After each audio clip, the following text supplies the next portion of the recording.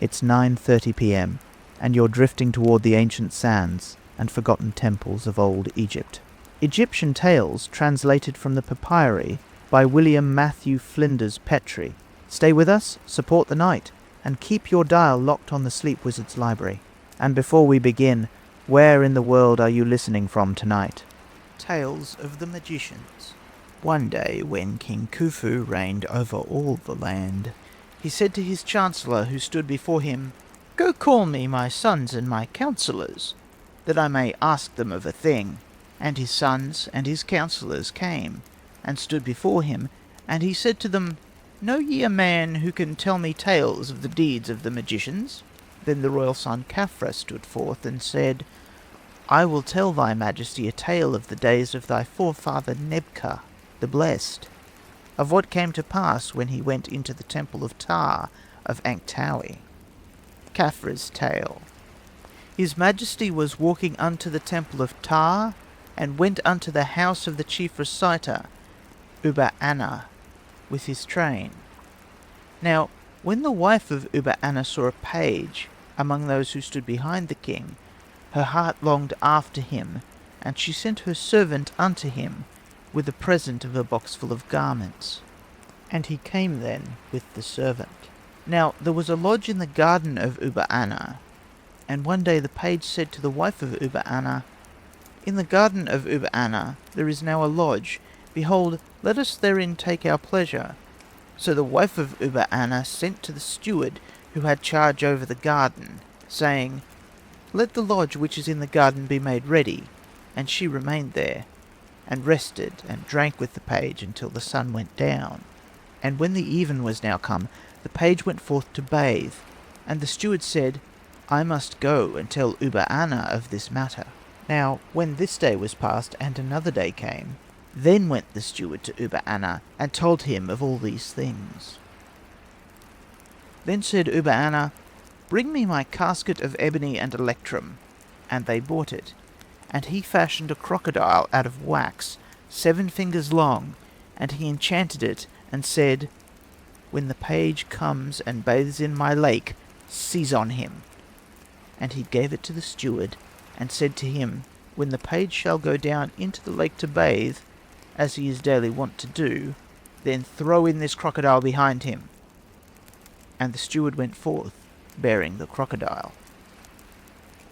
And the wife of Uba-Anna sent to the steward who had charge over the garden, saying, "Let the lodge which is in the garden be made ready, for I come to tarry there." And the lodge was prepared with all good things, and she came and made merry therein with the page. And when the even was now come, the page went forth to bathe as he was wont to do, and the steward cast in the wax crocodile after him into the water. And behold, it became a great crocodile, 7 cubits in length, and it seized on the page. And Uba-Anna abode yet 7 days with the king of Upper and Lower Egypt, Nebka, the blessed, while the page was stifled in the crocodile. And after the 7 days were past, the king of Upper and Lower Egypt, Nebka, the blessed, went forth, and Uba-Anna went before him. And Uba-Anna said unto his majesty, "Will your majesty come and see this wonder that has come to pass in your days unto a page?" And the king went with Uba-Anna, and Uba-Anna called unto the crocodile, and said, "Bring forth the page." And the crocodile came forth from the lake with the page.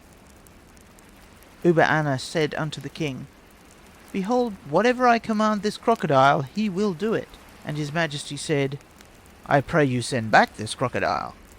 And Uba-Anna stooped, and took up the crocodile, and it became in his hand a crocodile of wax. And then Uba-Anna told the king that which had passed in his house, with the page and his wife.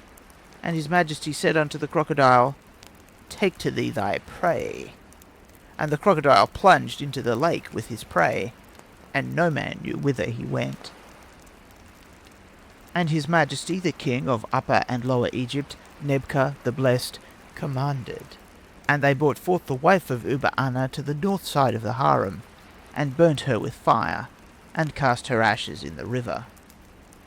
This is a wonder that came to pass in the days of thy forefather, the king of Upper and Lower Egypt, Nebka, of the acts of the chief reciter, Uba-Ana. His Majesty the King of Upper and Lower Egypt, Khufu, said, "Let there be presented to the King Nebka, the Blessed, 1,000 loaves, 100 draughts of beer, an ox, 2 jars of incense, and let there be presented a loaf, a jar of beer, a jar of incense, and a piece of meat to the chief reciter Uba-Ana, for I have seen the token of his learning."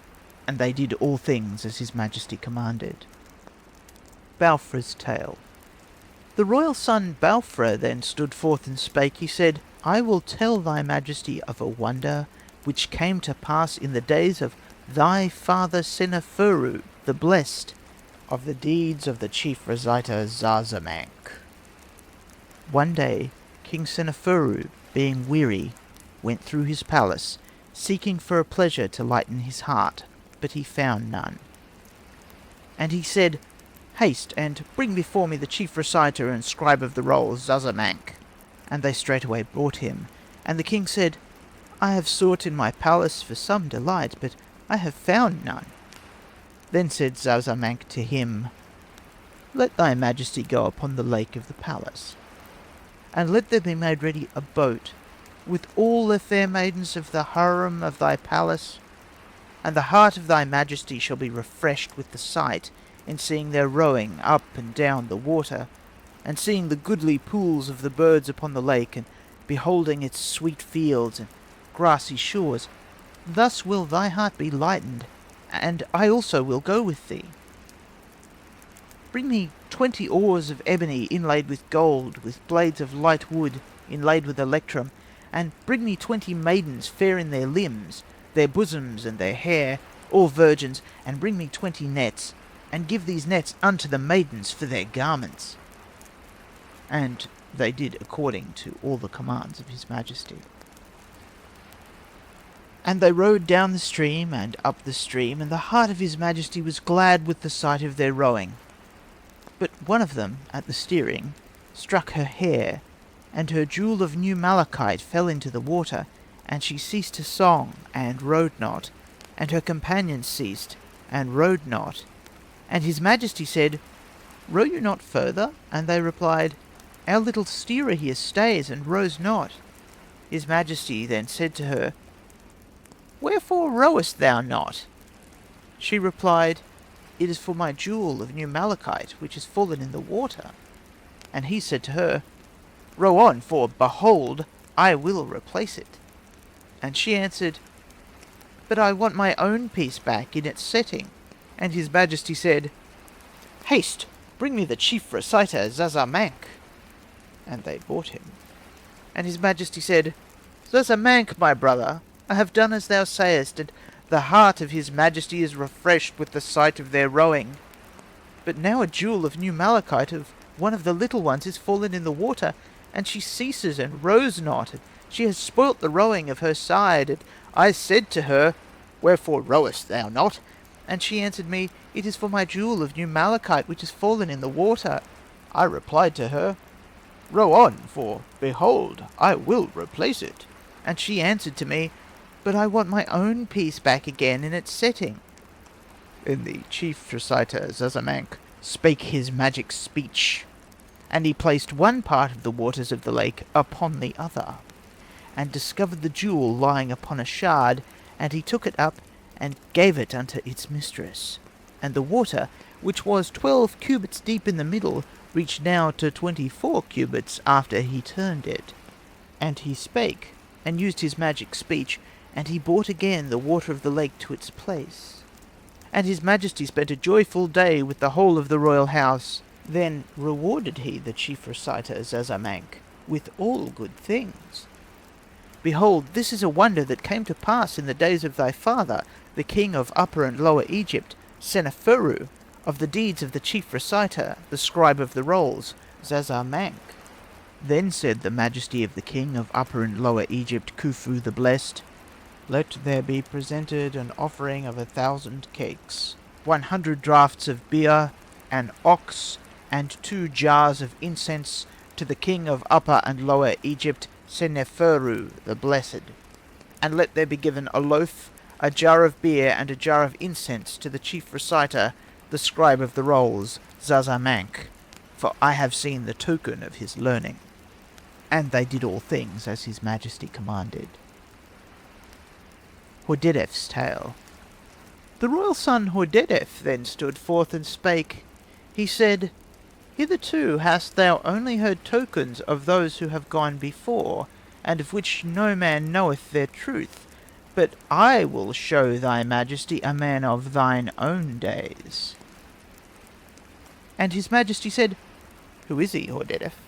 And the royal son Hordedef answered, It is a certain man named Dedi, who dwells at Dednesferu. He is a man of 110 years old, and he eats 500 loaves of bread, and a side of beef, and drinks 100 draughts of beer unto this day. He knows how to restore the head that is smitten off. He knows how to cause the lion to follow him, trailing his halter on the ground. He knows the designs of the dwelling of Tahuti. The majesty of the king of Upper and Lower Egypt, Khufu the Blessed, has long sought for the designs of the dwelling of Tahuti, that he may make the like of them in his pyramid. And his majesty said, Thou thyself, Hordedef, my son, bring him to me. Then were the ships made ready for the king's son Hordedef, and he went up the stream to Dednesferu. And when the ships had moored at the haven, he landed, and sat him in a litter of ebony, the poles of which were of cedar wood overlaid with gold. Now when he drew near to Dedi, they set down the litter, and he arose to greet Dedi, and found him lying on a palm-stick couch at the door of his house. One servant held his head and rubbed him, and another rubbed his feet. And the king's son Hordedef said, Thy state is that of one who lives to good old age. For old age is the end of our voyage, the time of embalming, the time of burial. Lie then in the sun, free of infirmities, without the babble of dotage. This is the salutation to worthy age. I come from far to call thee, with a message from my father, Khufu the Blessed. For thou shalt eat of the best which the king gives, and of the food which those have who follow after him, that he may bring thee in good estate to thy fathers, who are in the tomb. And Dedi replied to him, Peace to thee, Hordedef, son of the king, beloved of his father. May thy father Khufu the Blessed praise thee. May he advance thee amongst the elders. May thy car prevail against the enemy. May thy soul know the right road to the gate of him who clothes the afflicted. This is the salutation to the king's son. Then the king's son Hordedef stretched forth his hands to him, and raised him up, and went with him to the haven, giving unto him his arm. Then said Dedi, Let there be given me a boat, to bring me my youths and my books. And they made ready for him 2 boats with their rowers, and Dedi went down the river in the barge in which was the king's son Hordedef. And when he had reached the palace, the king's son Hordedef entered in to give account unto his majesty the king of Upper and Lower Egypt. Then said the king's son Hordedef, O king, life, wealth, and health. My lord, I have brought Dedi. His majesty replied, Bring him to me speedily. And his majesty went into the hall of columns of Pharaoh, life, wealth, and health. And Dedi was led before him, and his majesty said, Wherefore is it, Dedi, that I have not yet seen thee? And Dedi answered, He who is called it is that comes. The king, life, wealth, and health, calls me, and behold, I come. And his majesty said, Is it true that which men say, that thou canst restore the head which is smitten off? And Dedi replied, Truly I know that, O king, life, wealth, and health, my lord. And his majesty said, Let one bring me a prisoner who is in prison, that his punishment may be fulfilled. And Dedi said, Let it not be a man, O king, my lord. Behold, we do not even thus to our cattle. And a duck was brought unto him, and its head was cut off. And the duck was laid on the west side of the hall, and its head on the east side of the hall. And Dedi spake his magic speech, and the duck fluttered along the ground, and its head came likewise. And when it had come part to part, the duck stood, and quacked And they brought likewise a goose before him, and he did even so unto it. His Majesty caused an ox to be brought, and its head cast on the ground, and Dedi spake his magic speech, and the ox stood upright behind him, and followed him with his halter trailing on the ground. And King Khufu said, And is it true what is said, that thou knowest the number of the designs of the dwelling of Tahuti? And Dedi replied, Pardon me, I know not their number, O king, life, wealth, and health, but I know where they are. And his Majesty said, Where is that? And Dedi replied, There is a chest of whetstone in a chamber named the Plan Room in Heliopolis. They are in this chest. And Dedi said further unto him, O king, life, wealth, and health, my lord, it is not I that is to bring them to thee.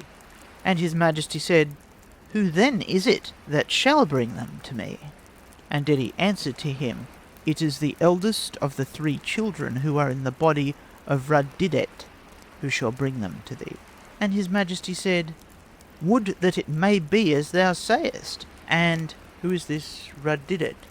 And Dedi replied, She is the wife of a priest of Ra, lord of Sakhebu, and she has conceived these 3 sons of Ra, lord of Sakhebu, and the god has promised her that they shall fulfill this noble office of reigning over all this land, and that the eldest of them shall be high priest in Heliopolis. And his Majesty's heart became troubled for this. But Dedi spake unto him, What is this that thou thinkest, O king, life, wealth, and health, my lord? Is it because of these 3 children? I tell thee thy son shall reign, and thy son's son, and then one of them. His Majesty said, And when shall Rud-didet bear these? And he replied, She shall bear them on the 26th of the month Tybi. And his Majesty said, When the banks of the canal of Letowopolis are cut, I will walk there, that I may see the temple of Ra, lord of Sakhebu. And Dedi replied, Then I will cause that there be 4 cubits of water by the banks of the canal of Letowopolis. When his Majesty returned to his palace, his Majesty said, Let them place Dedi in the house of the royal son Hordedef, that he may dwell with him, and let them give him a daily portion of 1,000 loaves, 100 draughts of beer, an ox, and 100 bunches of onions. And they did everything as his Majesty commanded. And one day it came to pass that Rud-didet felt the pains of birth, and the Majesty of Ra, lord of Sakhebu, said unto Isis, to Nebhat, to Meskent, to Hat, and to Khnumu, Go ye and deliver Rud-didet of these 3 children that she shall bear, who are to fulfill this noble office over all this land, that they may build up your temples, furnish your altars with offerings, supply your tables of libation, and increase your endowments. Then went these deities. Their fashion they made as that of dancing girls, and Numu was with them as a porter.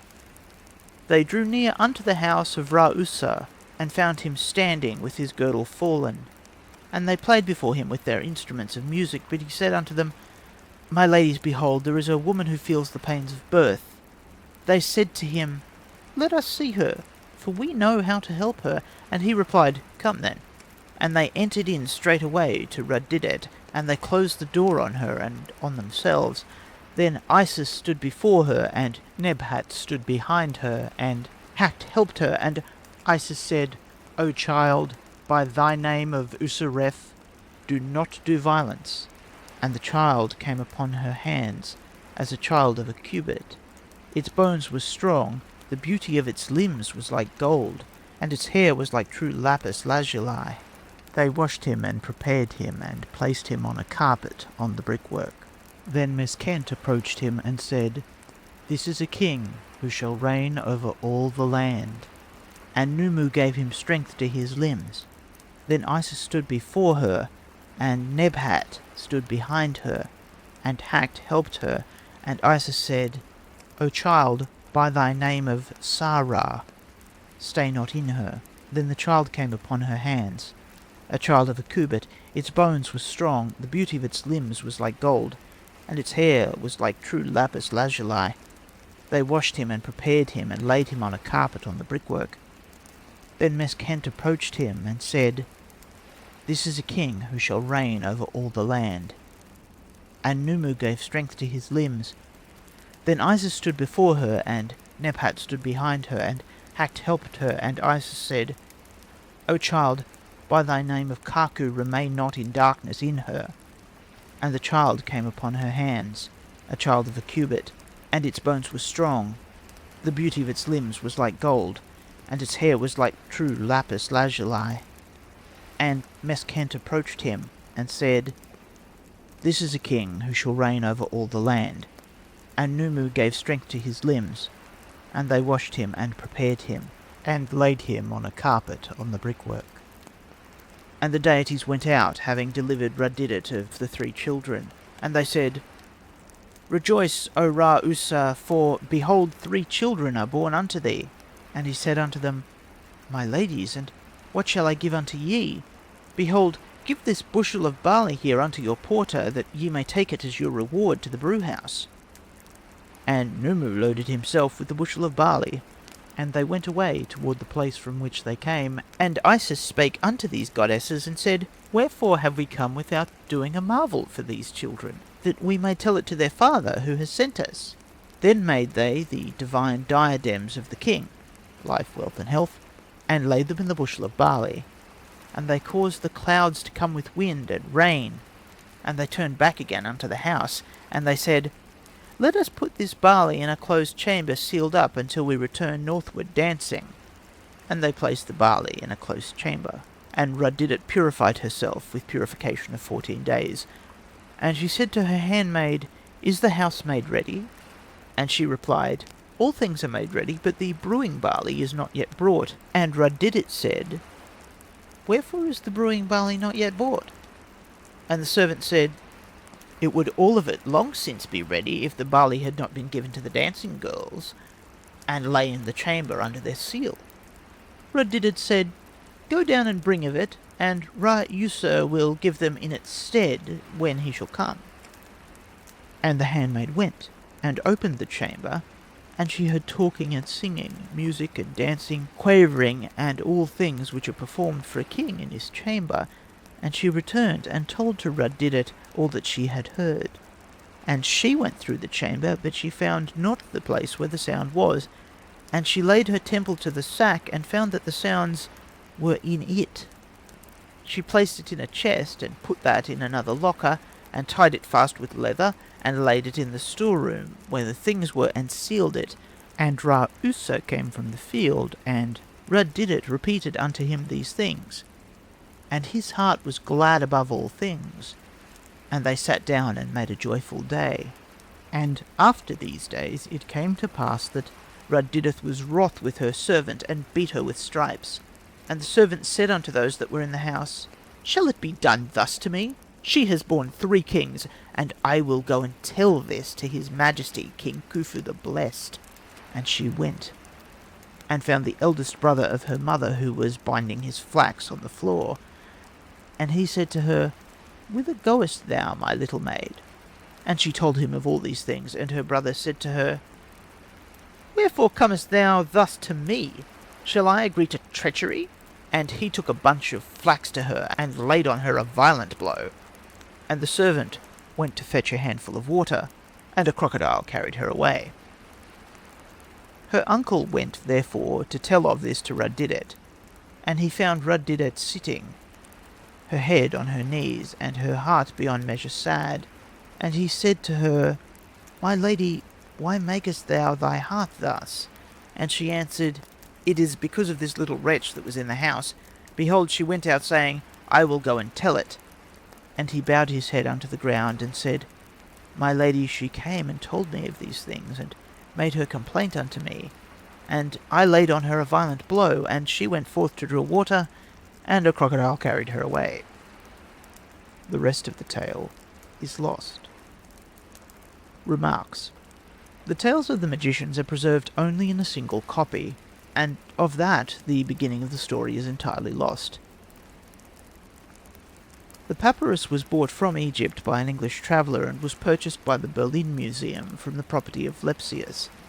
who had received it from the owner, Mr. Westcar. Hence it is known as the Westcar Papyrus. It was written probably in the 12th dynasty, but doubtless embodied tales which had been floating for generations before about the names of the early kings. It shows us probably the kind of material that existed for the great recension of the pre-monumental history made in the time of Seti I.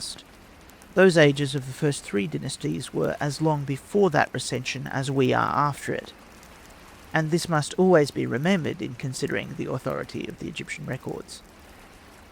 This papyrus has been more thoroughly studied than most, perhaps more than any other. Workman has devoted 2 volumes to it, publishing the whole in photographic facsimile, transcribed into hieroglyphs, transcribed into the modern alphabet, translated literally, translated freely, commented on and discussed word by word, with a complete glossary of all the words used in it. This exhaustive publication is named De Machen des Papyrus Westcar. Moreover, Maspero has given it a current translation in the Contes Populares, 2nd edition, pages 53 to 86. The scheme of these tales is that they are all told to King Khufu by his sons, and as the beginning is lost, 8 lines are here added to explain this and introduce the subject. The actual papyrus begins with the last few words of a previous tale concerning some other magician under an earlier king. Then comes the tale of Khafra, next that of Balfra, and finally that of Hordedef.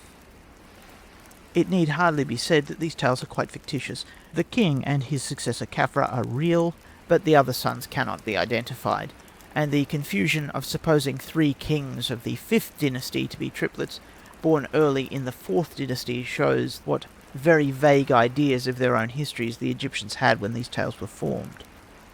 This does not prevent our seeing that they embodied some very important traditions, and gives us an unequalled picture of the early civilization. In the earliest tale of the 3, there seems at first sight merely a sketch of faithlessness and revenge, but there is probably much more in it. To read it aright, we must bear in mind the position of woman in ancient Egypt. If in later ages Islam has gone to the extreme of man determining his own divorce at a word, in earlier times almost the opposite system prevailed. All property belonged to the woman. All that a man could earn or inherit was made over to his wife, and families always reckoned back further on the mother's side than the father's. As the changes in historical times have been in the direction of men's rights, it is very unlikely that this system of female predominance was invented or introduced, but rather that it descends from primitive times. In this tale we see, then, at the beginning of our knowledge of the country, the clashing of 2 different social systems. The reciter is strong for men's rights. He brings destruction on the wife, and never even gives her name, but always merely calls her the wife of Uba-Anna. But behind all this, there is probably the remains of a very different system. The servant employed by the mistress seems to see nothing outrageous in her proceedings. Even the steward, who is on the master's side, waits a day or 2 before reporting matters. When we remember the supremacy in property and descent which women held in Egypt, and then read this tale, it seems that it belongs to the close of a social system like that of the Nairs, in which the lady makes her selection, with variations from time to time. The incident of sending a present of clothing is curiously like the tale about a certain English envoy whose proprieties were sadly ruffled in the Nair country when a lady sent him a grand shawl with an intimation of her choice. The priestesses of Amen retained to the last this privilege of choice, as being under divine and not human protection, but it seems to have become unseemly in late times. The hinging of this tale, and of those that follow it, upon the use of magic shows how thoroughly the belief in magic powers was ingrained in the Egyptians. Now, such a belief implies the presence of magicians, and shows how familiar must have been the claim to such powers, and the practicing of tricks of witchcraft, so prevalent in Africa in modern times. The efficacy of a model, such as this crocodile of wax, is an idea continually met with in Egypt. The system of tomb furniture and decoration, of Ka statues, of Ushabtis, or figures to work for the deceased, and the models placed in foundation deposits all show how a model was supposed to have the efficacy of an actual reality.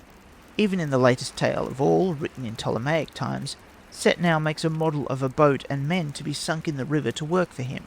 The reconversion of the crocodile to wax, on being taken up by the magician, reminds us of the serpent becoming a rod again when taken up by Aaron.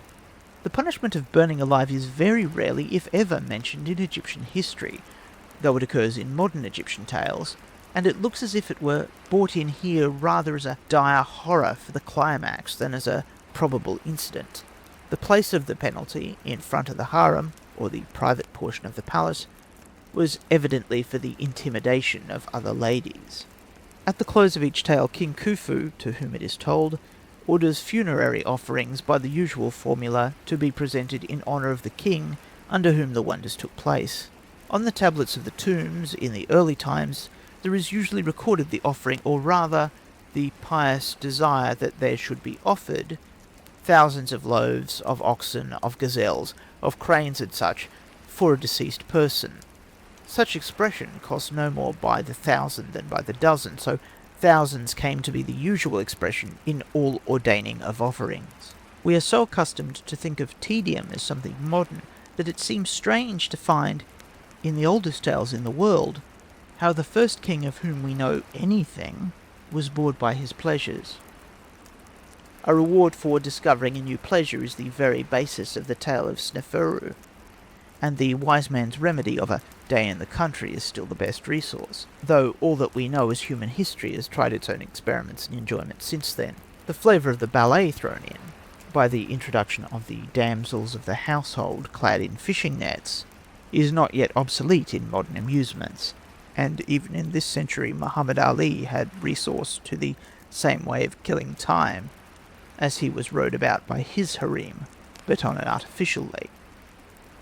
The use of 2 large oars for steering explains the detail of the story. The oars were one on each side of the stern, and were each managed by a steerer. From the tale we see the steerer led the song of the rowers, and if the leader ceased, all that side of the boat ceased also. The position of the lost jewel upon the hair shows that it was a fillet set with inlaying, like that seen on early figures, such as Nefert at Medum, who wears a fillet of rosettes to retain the hair, and the position of the steering oar attached to the post, with the handle rising high in the air, explains how it could strike the fillet and displace the jewel. The last tale is really double a tale within a tale. It begins with the wonders done by Dedi, and then goes on with the history of the children about whom he prophesied to Khufu. The village of Dedi was probably near Medum, as in the temple of Sneferu at Medum an offering was found, presented by a worshipper to the gods of dead Sneferu, hence the background which is here given for the scene of Hordedef leading old Dedi. The translation of the designs of the dwelling of Tahuti is not certain, but the passage seems to refer to some architectural plan that was desired for the pyramid. The story of Rud-didet is remarkable historically. She is said to be the wife of the priest of Ra. Her children are the sons of Ra, and they are the first 3 kings of the 5th dynasty, and supplanted the line of Khufu. This points to the 5th dynasty having been a priestly usurpation, and so on looking at its history we see 2 confirmations of this. The title Son of Ra is so common in most ages in Egypt that it is taken for granted, and is applied in lists to any second cartouche. But it is not found until well until the 5th dynasty. The earlier kings were not descendants of Ra, and it is only on arriving at this dynasty, which claimed descent from Ra through the wife of the priest of Ra, that we find the claim of each king to be a son of Ra. Another confirmation of this priestly descent is the abundance of priesthoods established for the kings of the 5th dynasty, a care which agrees with their having a priestly origin. While in the tale it is particularly said that they would build up the temples, furnish the altars with offerings, supply the tables with libations, and increase the religious endowments. The names of the 3 children are a play upon the names of the first 3 kings of the 5th dynasty. Usakaf is made into Usaref, Sahura is written Sarah, and Kaka is Kaku, thus making allusions to their births. The comparison of the hair to the true lapis lazuli seems very strange, but there is often a confusion between black and blue, and Azraq means either dark blue or green, or black in present Arabic. Lapis lazuli is brought into the name of the queen of Ramisu VI, who was called Golden Lazuli, Nub Kesteb, recalling the comparison here of personal beauty to these precious metals. It is noticeable here that in a tale of the 5th dynasty, certainly written as early as the 12th dynasty, we find professional dancers, commonly recognised and going on travels through the country with a porter. From this tale we also learn that Egyptian women underwent a purification of 14 days, during which they kept apart and did not attend to any household matters. The mistress of the house here inquires if the preparations are made for the feast on her return to household affairs, and hears how the beer cannot be made, for lack of the barley. The securing of the sack is just in accord with the remains of this early period. The use of boxes, of thongs of leather for tying, and of clay seals for securing property were all familiar matters in the 12th dynasty, as we learn from Kahun. The present close of the tale is evidently only a stage in it, when the treacherous maid meets with the common doom of the wicked in Egyptian romance.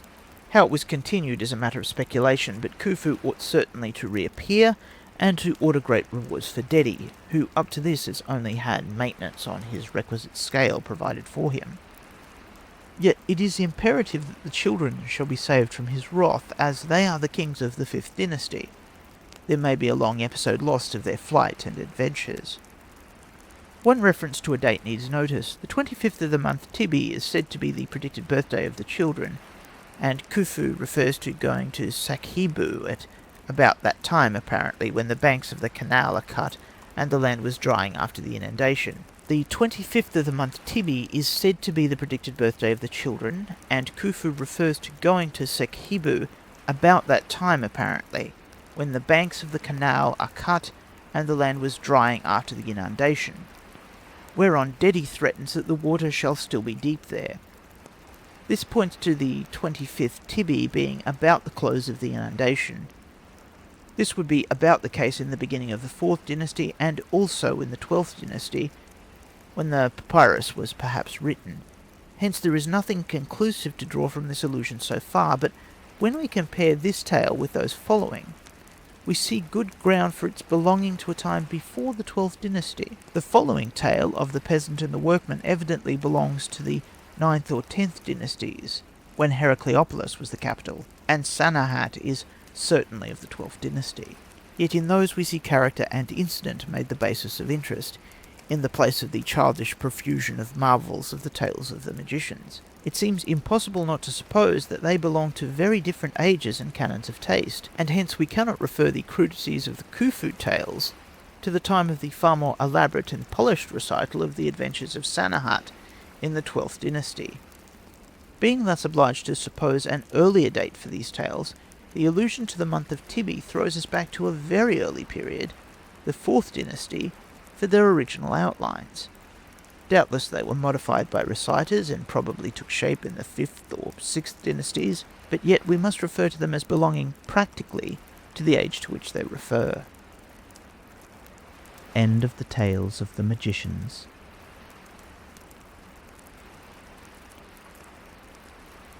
The Peasant and the Workman. In the Sekhet Hemat, 9th dynasty, the Peasant and the Workman. There dwelt in the Sekhet Hemat, or Salt Country, a peasant called Sekti, with his wife and children, his asses and his dogs, and he trafficked in all good things of the Sekhet Hemat, to Henenseten. Behold, now he went with rushes, natron, and salt, with wood and pods, with stones and seeds, and all good products of the Sekhet Hemat. And this Sekti journeyed to the south, unto Henenseten, and when he came to the lands of the house of Fifa, north of Dinat, he found a man there standing on the bank, a man called Hemti, the workman, son of a man called Azri, who was a serf of the high steward Merui Tenza.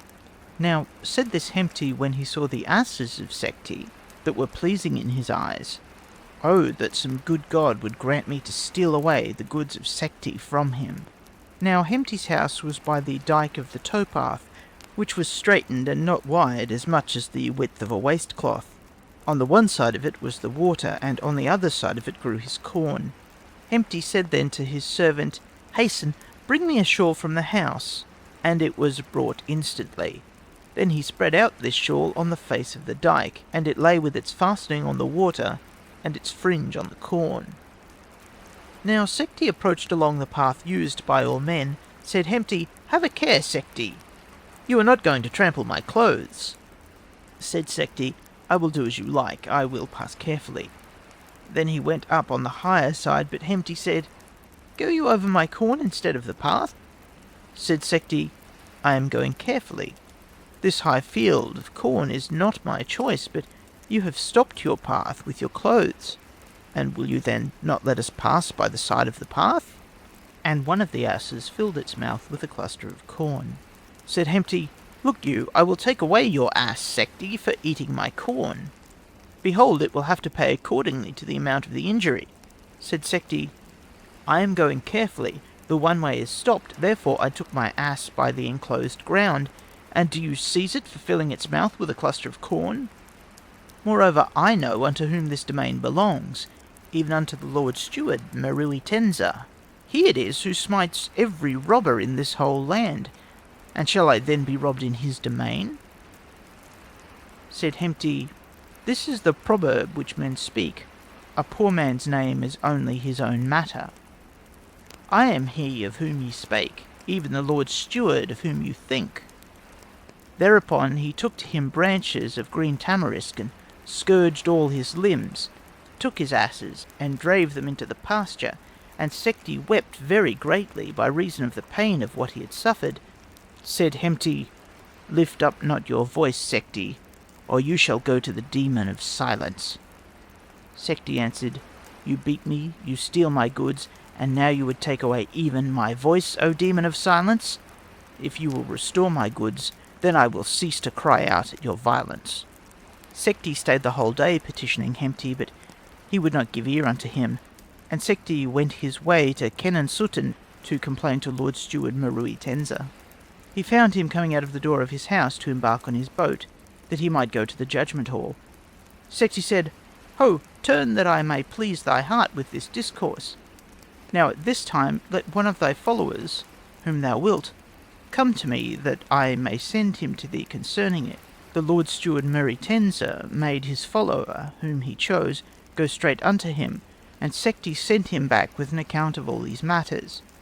Then the Lord Steward Merui Tenza accused Hemti unto the nobles who sat with him, and they said unto him, "By your leave, as to this Sekhti of yours, let him bring a witness. Behold thou, it is our custom with our Sekhtis. Witnesses come with them. Behold, that is our custom. Then it will be fitting to beat this Hemti for a trifle of natron and a trifle of salt. If he is commanded to pay for it, he will pay for it." But the High Steward Merui Tenza held his peace, for he would not reply unto these nobles, but would reply unto the Sekhti.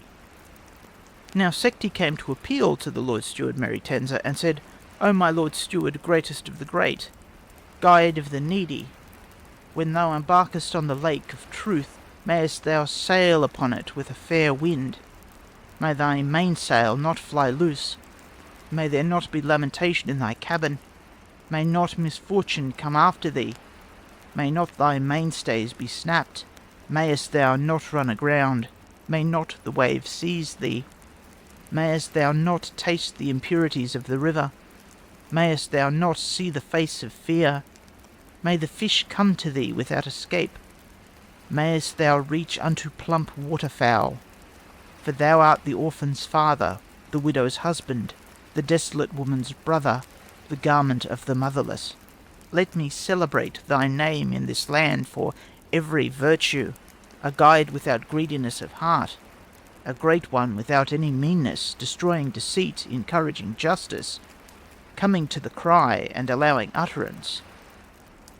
Let me speak, do thou hear and do justice. O praised, whom the praised ones praise. Abolish oppression. Behold me, I am overladen. Reckon with me. Behold me, defrauded." Now the Sekhti made this speech in the time of the majesty of the king Nebka-Enra, blessed. The Lord Steward Merui Tenza went straightway to the king and said, "My lord, I have found one of these Sekhti excellent of speech in very truth. Stolen are his goods, and he has come to complain to me of the matter." His Majesty said, "As thou wishest that I may see his health, lengthen out his complaint, without replying to any of his speeches. He who desireth him to continue speaking should be silent. Behold, bring us his words in writing, that we may listen to them. But provide for his wife and children, and let the Sekhti himself also have a living. Thou must cause one to give him his portion, without letting him know that thou art he who is giving it to him." There were given to him 4 loaves and 2 draughts of beer each day, which the Lord Steward Merui Tensa provided for him, giving it to a friend of his, who furnished it unto him.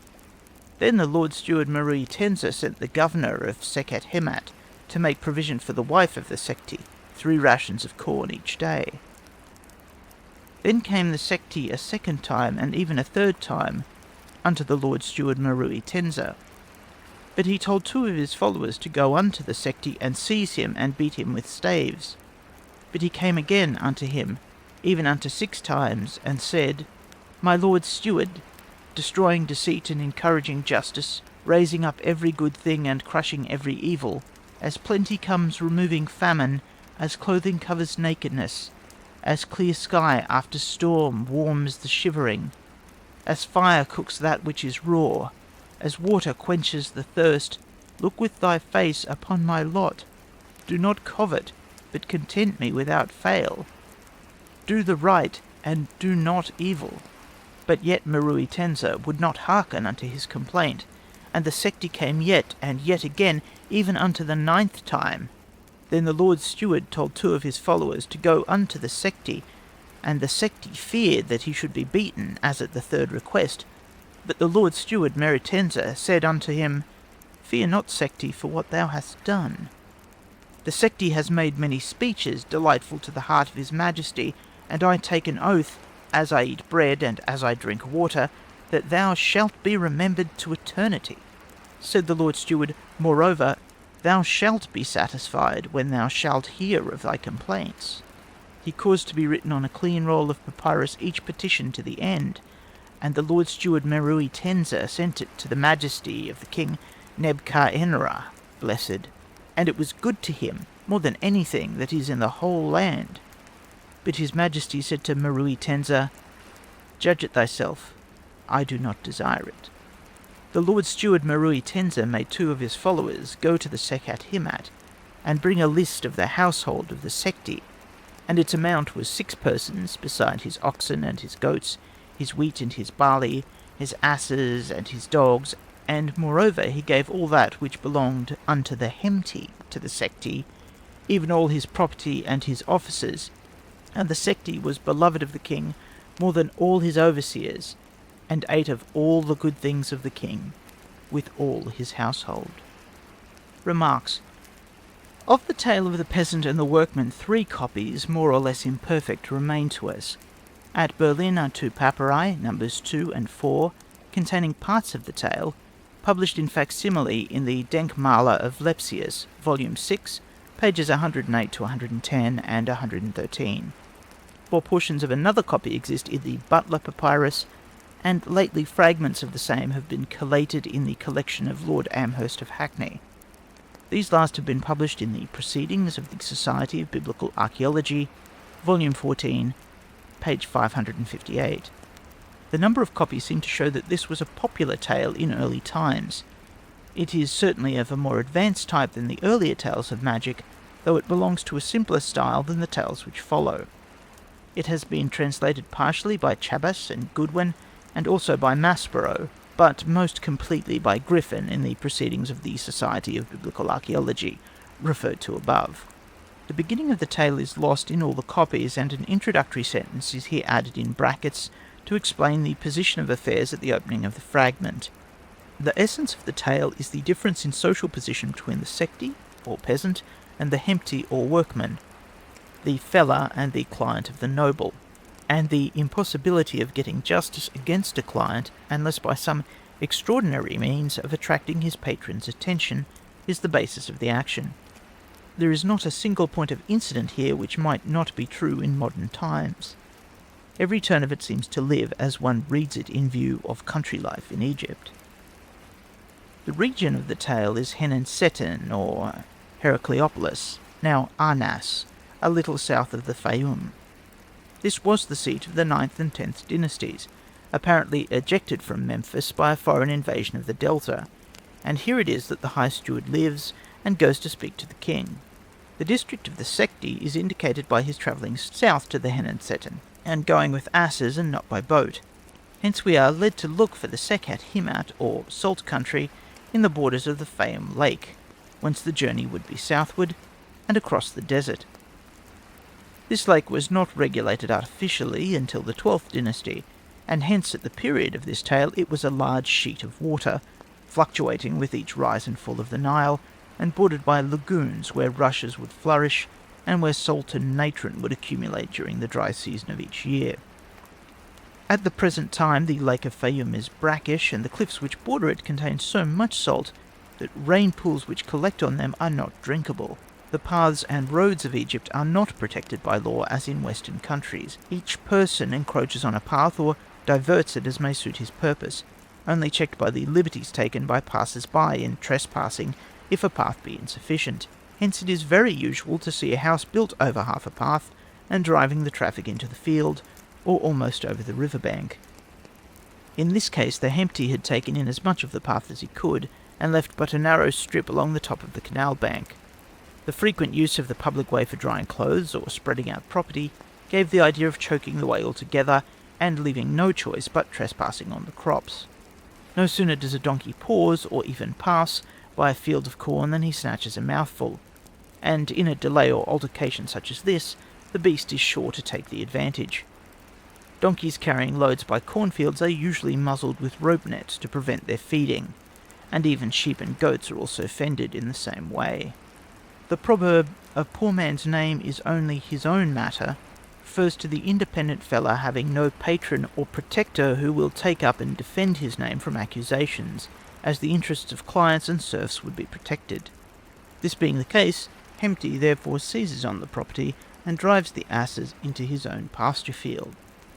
The scene of Marui Tenza laying the case before the nobles who sat with him is interesting, as showing that even simple cases were not decided by one judge, but referred to a council. Similarly, Una lays stress on the private trial of the Queen being confided to him and only one other judge. Apparently referring cases to a bench of judges was the means of preventing corruption. The speeches of the Sekti were given at full length in the papyrus, but owing to injuries we cannot now entirely recover them.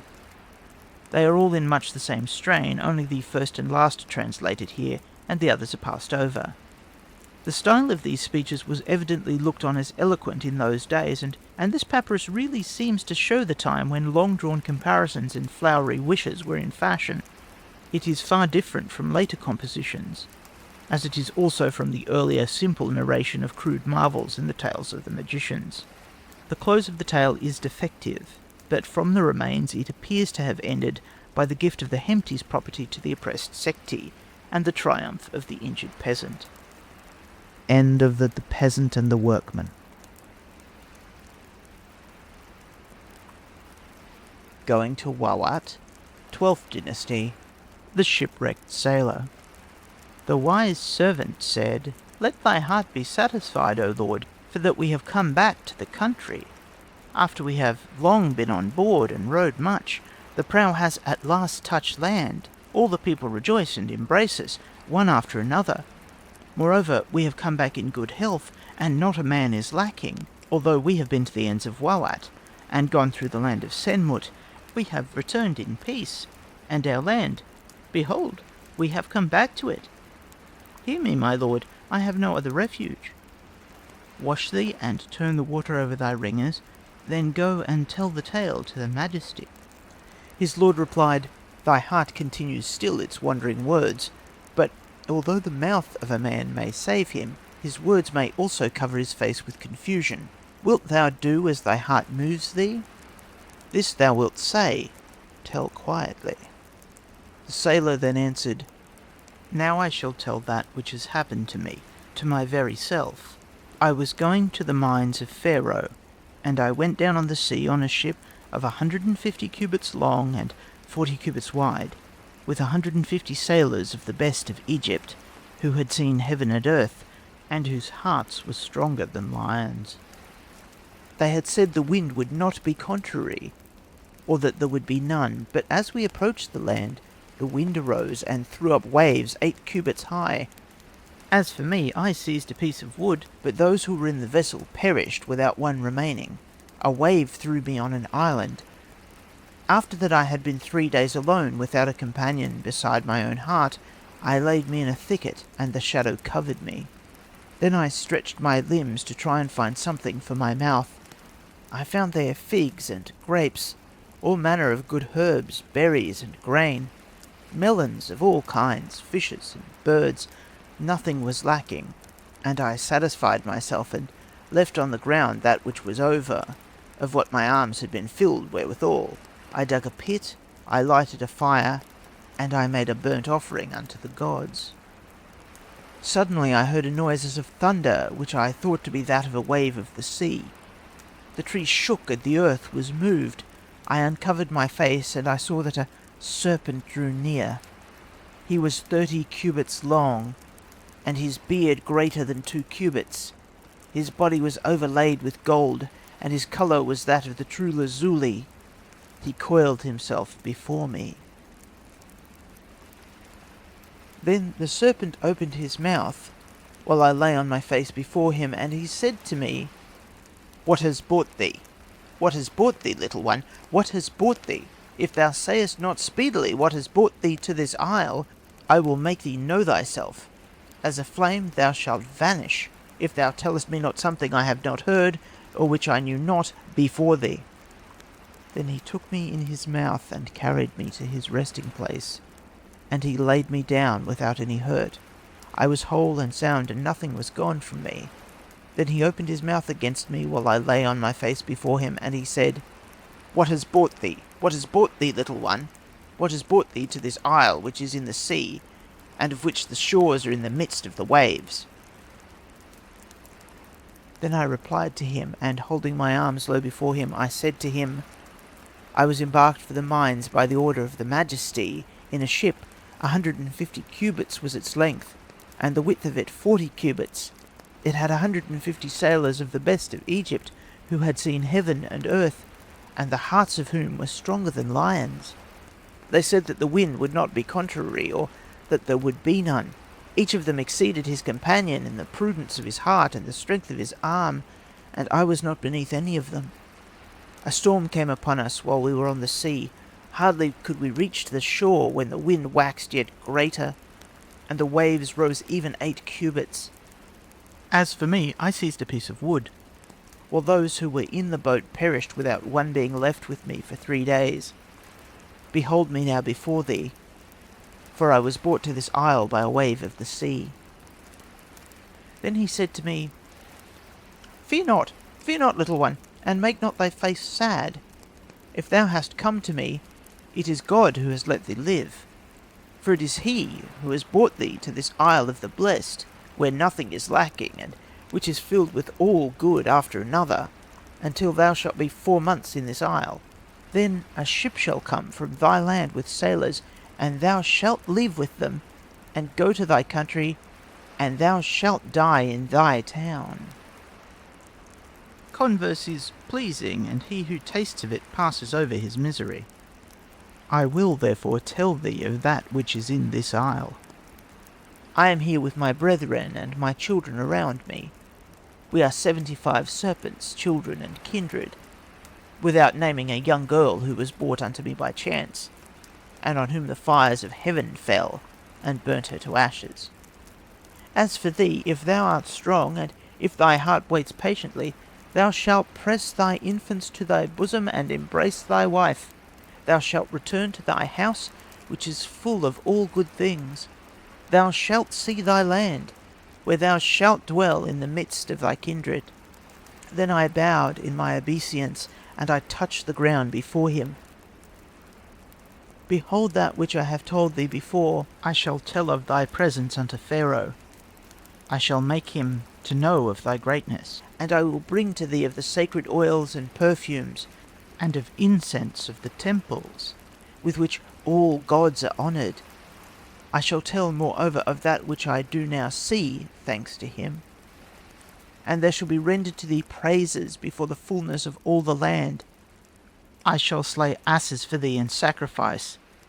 I shall pluck for thee the birds, and I shall bring for thee ships full of all kinds of the treasures of Egypt, as is comely to do unto a god, a friend of men in a far country, of which men know not.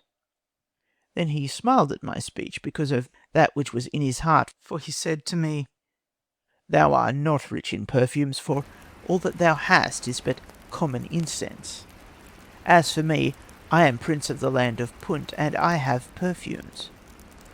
Only the oil which thou sayest thou wouldest bring is not common in this isle.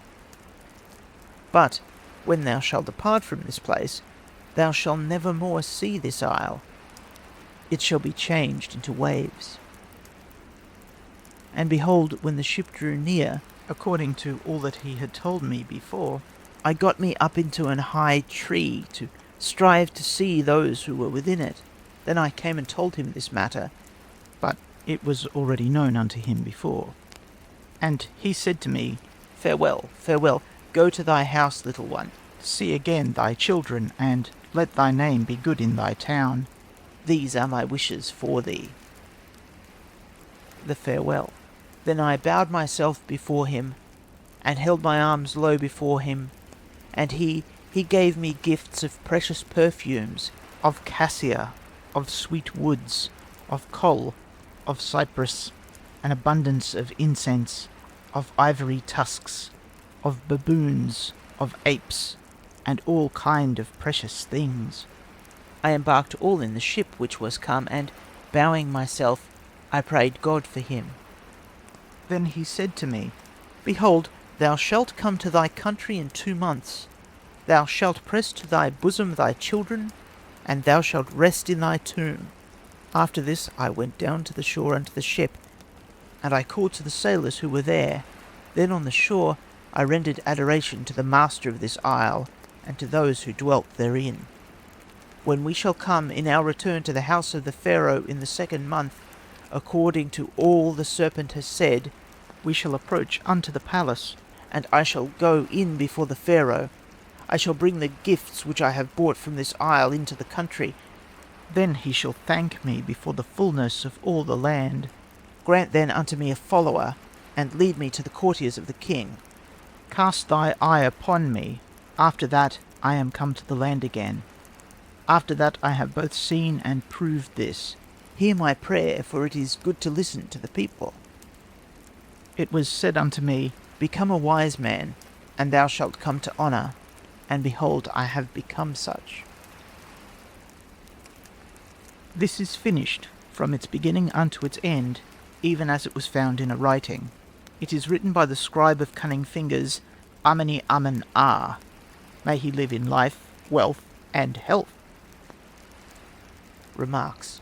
This tale is known only in one copy, preserved in the Hermitage collection in St. Petersburg. The papyrus has not been published either in facsimile or transcription, but 2 translations of it have appeared by M. Golenschiff.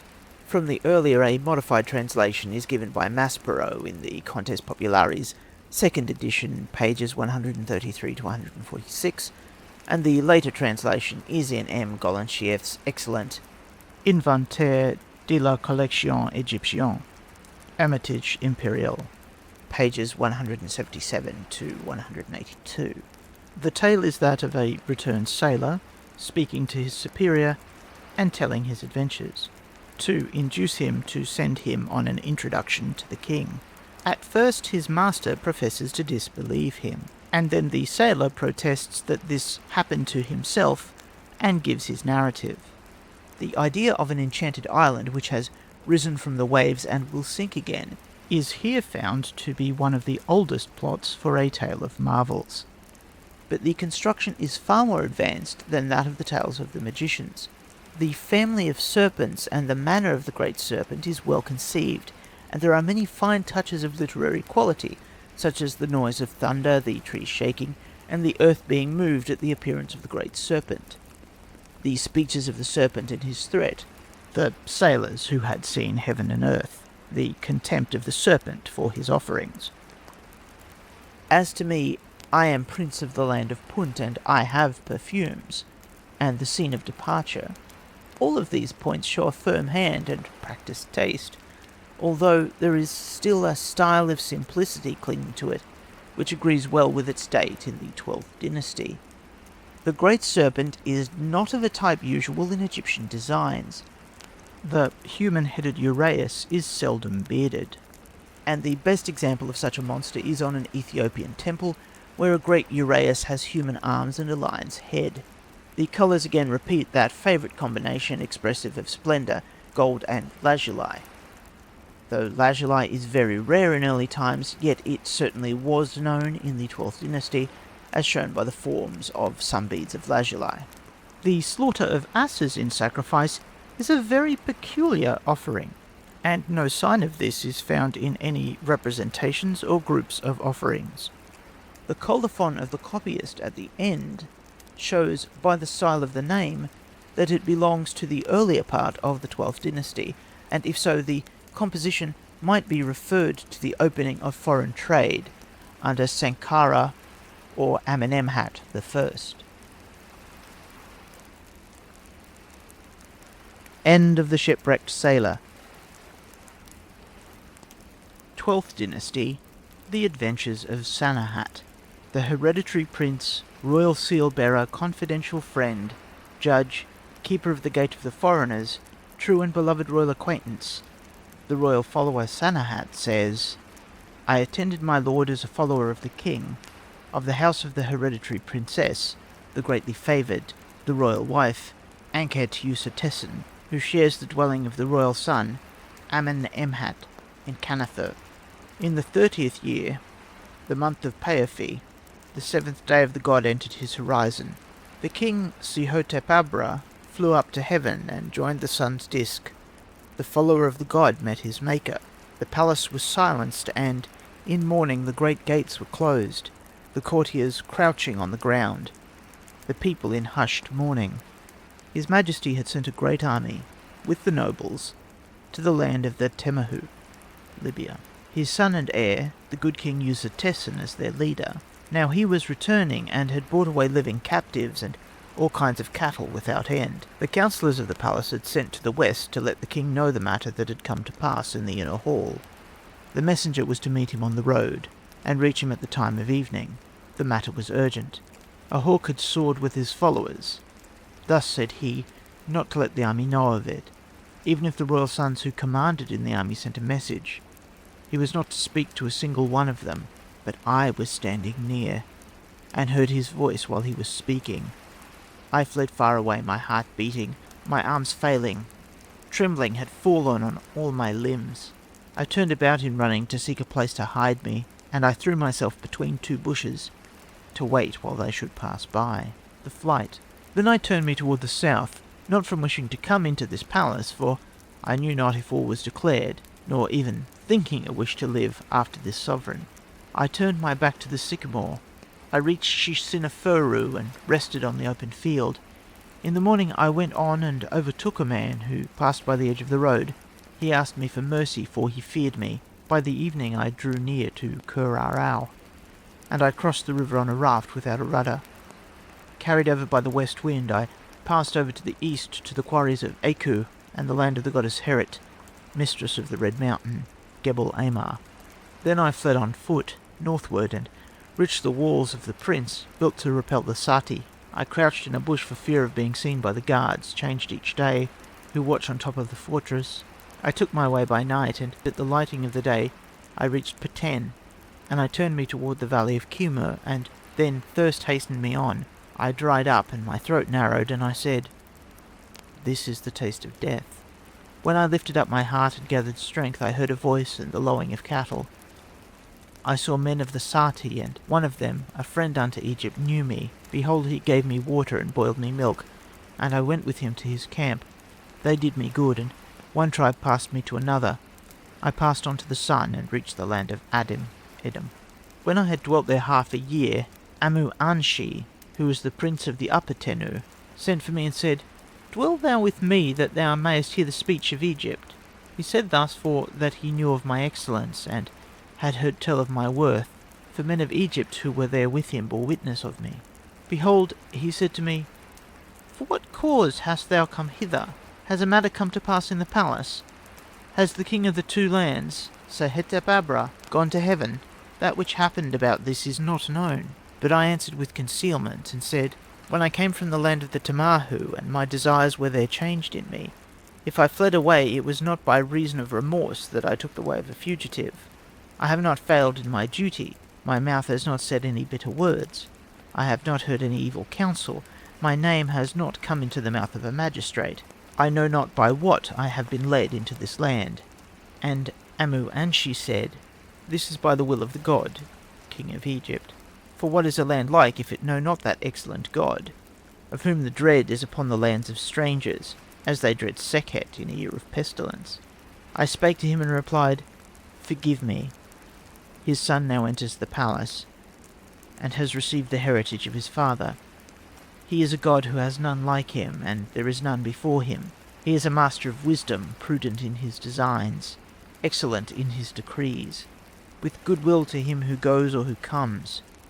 He subdued the land of strangers while his father yet lived in his palace, and he rendered account of that which his father destined him to perform. He is a brave man who verily strikes with his sword, a valiant one who has not his equal. He springs upon the barbarians and throws himself on the spoilers.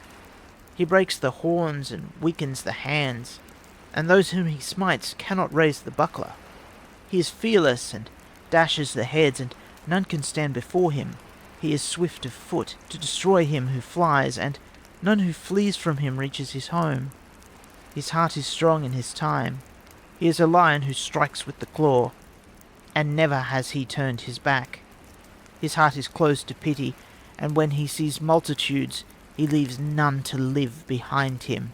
He is a valiant one who springs in front when he sees resistance. He is a warrior who rejoices when he flies on the barbarians. He seizes the buckler, he rushes forwards. He never needs to strike again. He slays, and none can turn his lance. And when he takes the bow, the barbarians flee from his arms like dogs.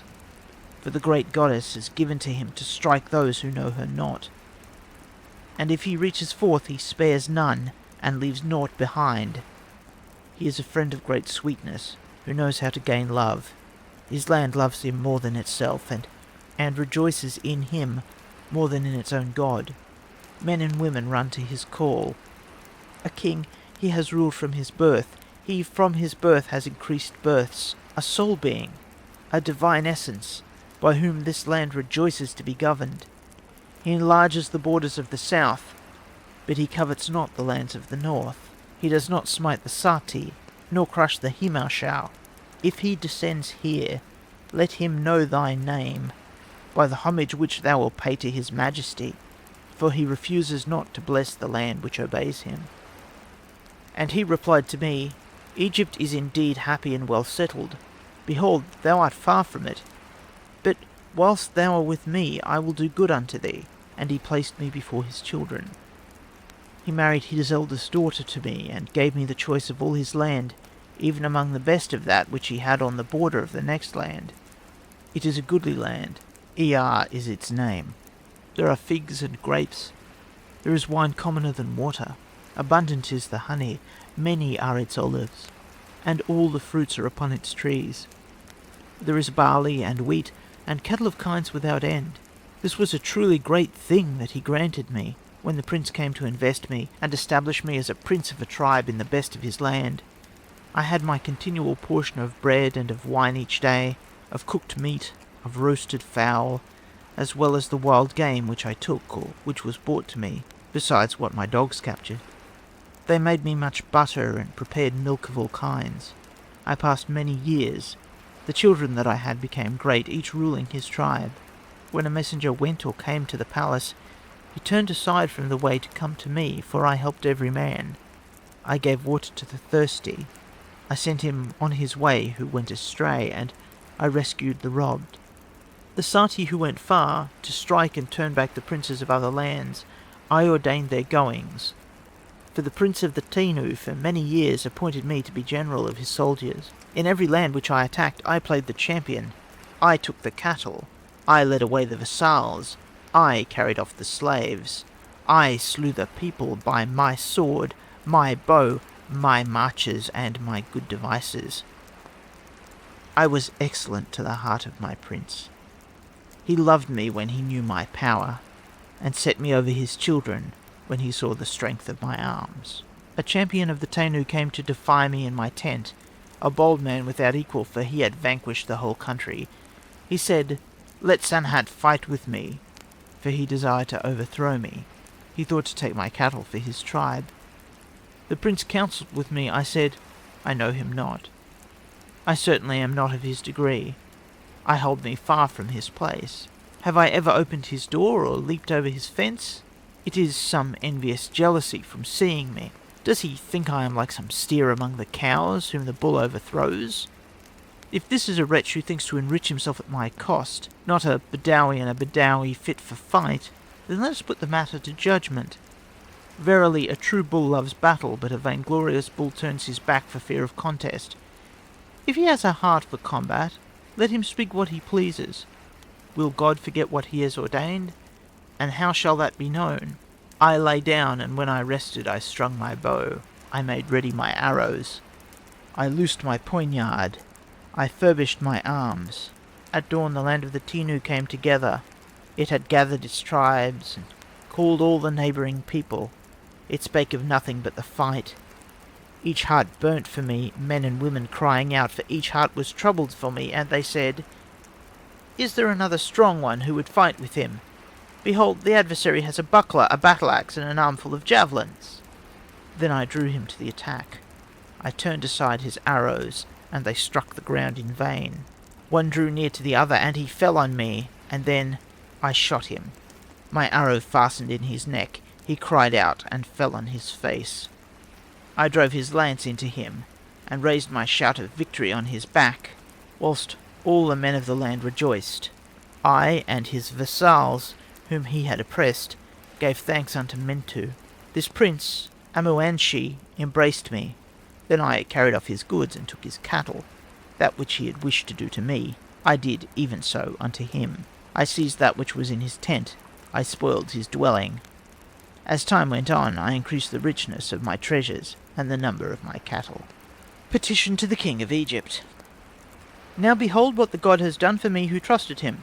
Having once fled away, now yet there is a witness of me in the palace. Having once fled away as a fugitive, now all the palace give unto me a good name. After that I have been dying of hunger, now I give bread to those around.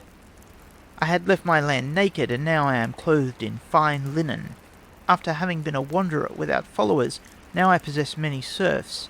My house is fine, my land is wide. My memory is established in the temple of all the gods. And let this flight obtain thy forgiveness, that I may be appointed in the palace, that I may see the palace where my heart dwells. How great a thing it is that my body should be embalmed in the land where I was born. To return there is happiness. I have made offering to God to grant me this thing. His heart suffers who has run away unto a strange land.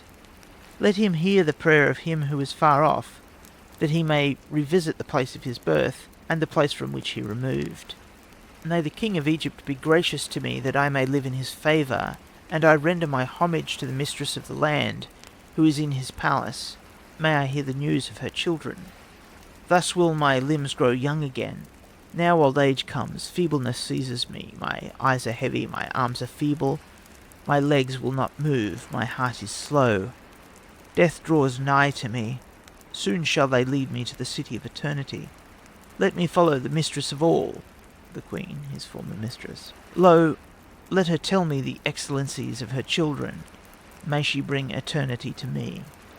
Then the majesty of King Kepakara, the blessed, spake unto this my desire that I have made to him. His majesty sent unto me with presents from the king, that he might enlarge the heart of his servant, like unto the province of any strange land. And the royal sons who were in the palace addressed themselves unto me. Copy of the decree which was brought to me who speak to you, to lead me back into Egypt. The Horus, life of births, lord of the crowns, life of births, king of Upper and Lower Egypt, Kepakara, son of the sun, Amen-Emhat, ever living unto eternity, order for the follower Sanehat. Behold, this order of the king is sent to thee to instruct thee of his will. Now, although thou hast gone through strange lands from Adim to Tenu, and passed from one country to another at the wish of thy heart, behold, what hast thou done, or what hast been done against thee, that is amiss? Moreover, thou revilest not, but if thy word was denied, thou didst not speak again in the assembly of the nobles, even if thou wast desired. Now therefore that thou hast thought on this matter which has come to thy mind, let thy heart not change again, for this thy heaven, queen, who is in the palace, is fixed, she is flourishing, she is enjoying the best of the kingdom of the land, and her children are in the chambers of the palace. Leave all the riches that thou hast, and that are with thee, altogether. When thou shalt come into Egypt, behold the palace, and when thou shalt enter the palace, bow thy face to the ground before the great house. Thou shalt be chief among the companions. And day by day, behold, thou growest old, thy vigour is lost, and thou thinkest on the day of burial. Thou shalt see thyself come to the blessed state. They shall give thee bandages from the hand of Tate, the night of applying the oil of embalming. They shall follow thy funeral, and visit the tomb on the day of burial, which shall be in a gilded case, the head painted with blue, a canopy of cypress wood above thee, and oxen shall draw thee. The singers going before thee, and they shall dance the funeral dance. The weepers crouching at the door of thy tomb shall cry aloud the prayers for offerings. They shall slay victims for thee at the door of thy pit, and thy pyramid shall be carved in white stone, in the company of the royal children. Thus thou shalt not die in a strange land, nor be buried by the Amu. Thou shalt not be laid in a sheepskin when thou art buried. All people shall beat the earth, and lament on thy body when thou goest to the tomb. When this order came to me, I was in the midst of my tribe. When it was read unto me, I threw me on the dust. I threw dust in my hair. I went round my tent rejoicing and saying, How may it be that such a thing is done to the servant, who with a rebellious heart has fled to strange lands? Now with an excellent deliverance and mercy delivering me from death, thou shalt cause me to end my days in the palace. Copy of the answer to this order. The follower Sanehat says, In excellent peace above everything, consider of this flight that he made here in his ignorance. Thou, the good God, Lord of both lands, loved of Ra, favourite of Mentu, the Lord of Thebes and of Amen, Lord of thrones of the lands, of Sebek, Ra, Horus, Hathor, Atum, and his fellow gods, of Sopdu, Neferbiu, Samsetu, Horus, Lord of the East, and of the royal Uraeus which rules on thy head, of the chief gods of the waters, of Min, Horus of the desert, Urit, mistress of Punt, Nut, Harnecht, Ra, all the gods of the land of Egypt, and all of the isles of the sea, may they give life and peace to thy nostril. May they load thee with their gifts. May they give to thee eternity without end, everlastingness without bound. May the fear of thee be doubled in the lands of the deserts. Mayest thou subdue the circuit of the sun's disk. This is the prayer to his master of the humble servant who is saved from a foreign land. O wise king, the wise words which are pronounced in the wisdom of the majesty of the sovereign, thy humble servant fears to tell. It is a great thing to repeat, O great God, like unto Ra in fulfilling that to which he has set his hand. What am I that he should take thought for me? Am I among those whom he regards, and for whom he arranges? Thy majesty is as Horus, and the strength of thy arms extends to all lands. Let his majesty bring Maki of Adma, Kenti Aush of Kentikishu, and Tinos from the 2 lands of the Fenku. These are the princes who bear witness of me as to all that has passed, out of love for thyself. Does not Tinu believe that it belongs to thee like thy dogs? Behold this flight that I have made. I did not have it in my heart, it was like the leading of a dream.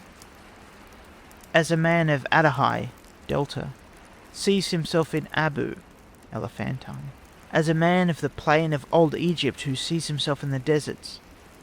There was no fear, there was no hastening after me. I did not listen to an evil plot. My name was not heard in the mouth of a magistrate. But my limbs went, my feet wandered, my heart drew me, my God commanded this flight and drew me on. But I am not stiff-necked. Does a man fear when he sees his own land? Ra, spread thy fear over the land, thy terrors in every strange land. Behold me now in the palace, behold me in this place.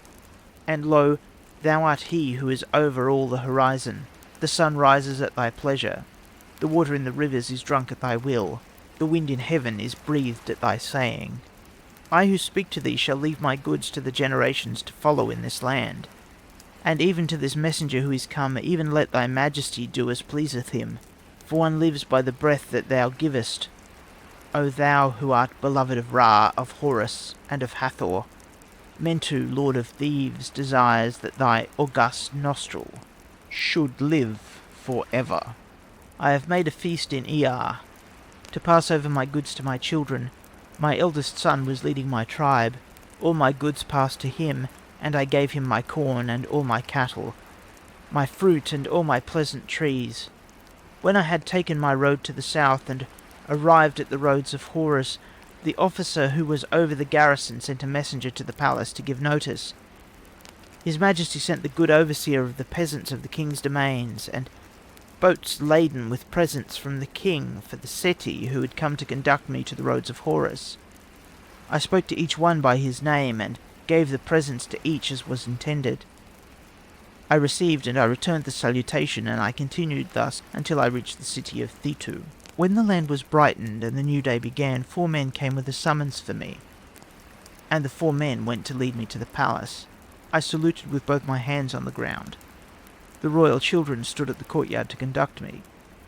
The courtiers who led me to the hall brought me on the way to the royal chamber. I found his Majesty on the great throne in the hall of pale gold.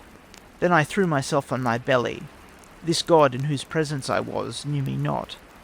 He questioned me graciously, but I was as one seized with blindness. My spirit fainted, my limbs failed.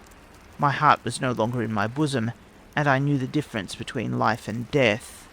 His Majesty said to one of his companions, "Lift him up, let him speak to me." And his Majesty said, "Behold, thou hast come, thou hast trodden the deserts, thou hast played the wanderer. Decay falls on thee, old age has reached thee. It is no small thing that thy body should be embalmed, that the Pedtiu shall not bury thee. Do not be silent and speechless.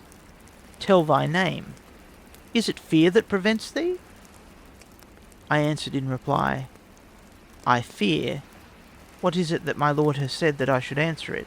I have not called on me the hand of God, but it is terror in my body, like that which brings sudden death. Now behold, I am before thee. Thou art life.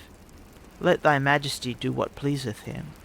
The royal children were brought in, and his Majesty said to the queen, "Behold, thou Sanehat has come as an Amu, whom the Sati have produced." She cried aloud, and the royal children spake with one voice, saying before his Majesty, "Verily it is not so, O king my lord." Said his Majesty, "It is verily he." Then they brought forth their collars, and their wands, and their sistra in their hands, and displayed them before his Majesty, and they sang, "May thy hands prosper, O king. May the ornaments of the Lady of Heaven continue. May the goddess Nub give life to thy nostril. May the mistress of the stars favour thee when thou sailest south and north. All wisdom is in the mouth of thy Majesty. Thy uraeus is on thy forehead. Thou drivest away the miserable. Thou art pacified, O Ra, lord of the lands. They call on thee as the mistress of all. Strong is thy horn. Thou lettest fly thine arrow. Grant the breath to him who is without it. Grant good things to this traveller, Sanehat the Pedti. born in the land of Egypt, who fled away from fear of thee, and fled this land from thy terrors. Does not the face grow pale of him who beholds thy countenance? Does not the eye fear which looks upon thee? Said his majesty, let him not fear, let him be free from terror. He shall be a royal friend amongst the nobles. He shall be put within the circle of the courtiers. Go ye to the chamber of praise to seek wealth for him. When I went out from the palace, the royal children offered their hands to me. We walked afterwards to the great gates. I was placed in a house of the king's son, in which were delicate things, a place of coolness, fruits of the granary, treasures of the White House, clothes of the king's guardrobe, frankincense, the finest perfumes of the king and the nobles whom he loves.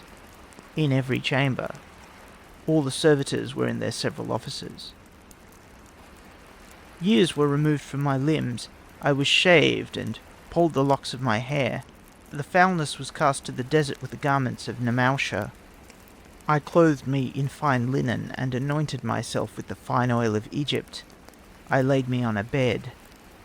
I gave up the sand to those who lie on it, the oil of wood to him who would anoint himself therewith. There was given to me the mansion of a lord of serfs, which had belonged to a royal friend. There were many excellent things were in its buildings. All its wood was renewed. There were brought to me portions from the palace, thrice and 4 times each day, beside the gifts of the royal children, always without ceasing. There was built for me a pyramid of stone amongst the pyramids. The overseer of the architects measured its ground. The chief treasurer wrote it. The sacred masons cut the well. The chief of the labourers on the tombs brought the bricks. All things used to make strong a building were there used. There were given to me peasants. There were made for me a garden, and fields in it before my mansion, as is done for the chief royal friend. My statue was inlaid with gold, its girdle of pale gold. His majesty caused it to be made. Such is not done for a man of low degree. May I be in the favour of the king until the day shall come of my death. This is finished from beginning to end, as was found in the writing. Remarks. The Adventures of Sanehat appears to have been a popular tale, as portions of 3 copies remain. The first papyrus known, Berlin No. 1, was imperfect at the beginning, but since then a flake of limestone found in a tomb bore the beginning of the tale, and the same part is found on a papyrus in the Amherst collection. The main text has been translated by Chabas. The Papyrus de Berlin, 37-51, Goodwin and Maspero, Volume 3, Chapter 68, page 140, and Contes Populare, 89-130. While the beginning is treated in Memoires de l'Institut Égyptien, Volume 2, 1-23, and in Proceedings SBA 452. The present translation is mainly based on Mr. Griffith's readings in all cases of difficulty. This is perhaps the most interesting of all the tales because it bears such signs of being written in the times of which it treats. It throws so much light on the life of the time in Egypt and Syria, and if not a real narrative, it is at least so probable that it may be accepted without much difficulty. For my own part, I incline to look on it as strictly historical, and in the absence of a single point of doubt, I shall here treat it as seriously as the biographical inscriptions of the early tombs. Probably some day the tomb of Sanehat may be found, and the whole inscription be read complete upon the walls. The name Sanehat means son of the sycamore, probably from his having been born or living at some place where there was a celebrated sacred sycamore. This was a common tree in ancient as in modern Egypt, but an allusion to the tale, to Sanehat turning his back on the sycamore when he was fleeing apparently up the west side of the delta, makes it probable that the sycamore was that of Ar-Tenon, now Batnun, at the middle of the west side of the delta. The titles given to Sanehat at the opening are of a very high rank, and imply that he was the son either of the king or of a great noble, and his position in the queen's household allows him to have been of importance. The manner in which he is received by the royal family at the end, implying that he was quite familiar with them in the early days. But the great difficulty in the account has been the sudden panic of Sanehat on hearing of the death of Amenemhat, and no explanation of this has yet been brought forward. It seems not unlikely that he was the son of Amenemhat by some concubine. This would at once account for his high titles, for his belonging to the royal household, for his fear of his elder brother Usertesen, who might see him as a rival and try and slay him after his father's death, for the command to him to leave all his possessions and family behind him in Syria as the condition of his being allowed to return to end his days in Egypt, for his familiar reception by the royal family, and for the property given to him on his return. The date recorded for the death of Sihoti Pabra, Amenemhat I, the founder of the 12th dynasty, agrees with the limit of his reign on the monuments, and the expressions for his death are valuable as showing the manner in which a king's decease was regarded. Under the emblem of a hawk, the bird of Ra, he flew up and joined the sun. Sometime before his death, Amenemhat had been in retirement. After 20 years of reign, which was probably rather late in his life as he seems to have forced his way to the front as a successful man and founder of a family, he had associated his son, the first Usertesen, on the throne, and apparently resigned active life. For in the 3rd year of Usertesen we find the co-regent summoning his court and agreeing the founding of the temple of Heliopolis without any mention of his father. The old king, however, lived yet 10 years after his retirement, and dies, as this narrative shows us, during an expedition of his son Usertesen. The time of year mentioned here would fall in about the middle of the inundation in those days, hence it seems that the military expeditions were made after the harvest was secured, and while the country was under water and the population disengaged from other labour. The course of Sanehat's flight southward, reaching the Nile at Cairo after 2 days' haste, indicates that the army was somewhere west of the delta. This would point to it being on the road to the oasis of the Natron Lake, which would be the natural course for a body of men needing water supply. His throwing himself between 2 bushes to hide from the army shows that the message came early in the day, otherwise he would have fled in the dark. Then he fled a day's journey to the south, turning his back on the sycamore, and slept in the open field at Shisnefuru, somewhere below the barrage. The 2nd day he reached the Nile opposite Old Cairo in the afternoon, and ferried himself over, past the quarries at Gebel Mokattam, and the red hill of Gebel Ahmar, and came to a frontier wall before dark. This cannot have been far from Old Cairo by the time, and as Heliopolis was in the course of building by Usertesen, it would be probably on the desert near there for the protection of the town. Passing the desert guards by night, he pushed on and reached Peten, near Belbius, by dawn, and turned east toward the valley of Kimur, or Wadi Tumalat. Here, in his extremity, he was found by the Sati, or Asiatics, and rescued.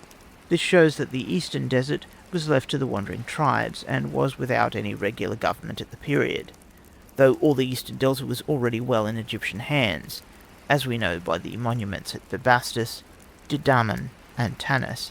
The land of Adim, to which Sanehat fled, appears to be the same as Edom, or the southeast corner of Syria. It was evidently near the Upper Tinu, or Rutenu, which seemed to have dwelt on the hill country of Palestine. The hill and the plain of Palestine are so markedly different that, in all the ages, they have tended to be held by opposing people. In the time of Sanehat, the Upper Tinu, who held the hills, were opposed to the Tinu in general, who held the plains. Later on, the Semites of the hills opposed the Philistines on the plain, and now the Falah of the hills opposes the Bedouin of the plain. The district of Amunshi, in which Sanehat settled, was a goodly land, bearing figs and grapes and olives, flowing with wine and honey and oil, yielding barley and wheat without end, and much cattle. This abundance points rather to the hill country near Hebron, or between there and Belt Jibrin, as this south part of the hills is notably fertile. The Tenu who came to defy Sanehat, being in opposition to the Upper Tenu, were probably those of the plain, and the opposition to Sanehat may have arisen from his encroaching on the fertile plains at the foot of his hills, as he was in the best of the land, on the border of the next land. The Egyptian was evidently looked on as being a superior race by the Tenu, and his civilization won for him the confidence which many wandering Englishmen now find in Africa or Polynesia, like John Donne. The set combat of 2 champions seems, by the large gathering, to have been a well-recognised custom among the Tenu, while it exactly accords with Goliath's offer in later times. and raising the shout of victory on the back of the fallen champion reminds us of David standing on Goliath. The transition from the recital of the Syrian adventures to the petition to Pharaoh is not marked in the manuscript, but from the construction the beginning of the petition is evidently at the place here marked. The manner in which Sanehat appeals to the queen shows how well he must have been known to her in his former days. The degree in reply to Sanehat is in the regular style of royal decrees of the period. Apparently by a clerical error, the scribe has substituted the name Amenemhat for Usertesen, but the Horus name and the throne name leave no doubt that Usertesen I is intended here. The tone of the reply is as gracious as possible according to the king's character as stated by Sanehat. He is a friend of great sweetness and knows how to gain love. He quite recognises the inquiries after the queen and replies concerning her, and then he assures Sanehat of his welcome on his return and promises him all that he asks, including a tomb in the company of the royal children, a full recognition of his real rank. Incidentally, we learn that the Amu buried their dead wrapped in a sheep's skin, as we also learn further on that they anointed themselves with oil, olive, wore their hair long, and slept on the ground. The funeral that is promised accords with the burials of the 12th dynasty. The gilded case, the head painted blue, and the canopy of cypress wood are all known of this period, but would be out of place in describing a Ramesside burial.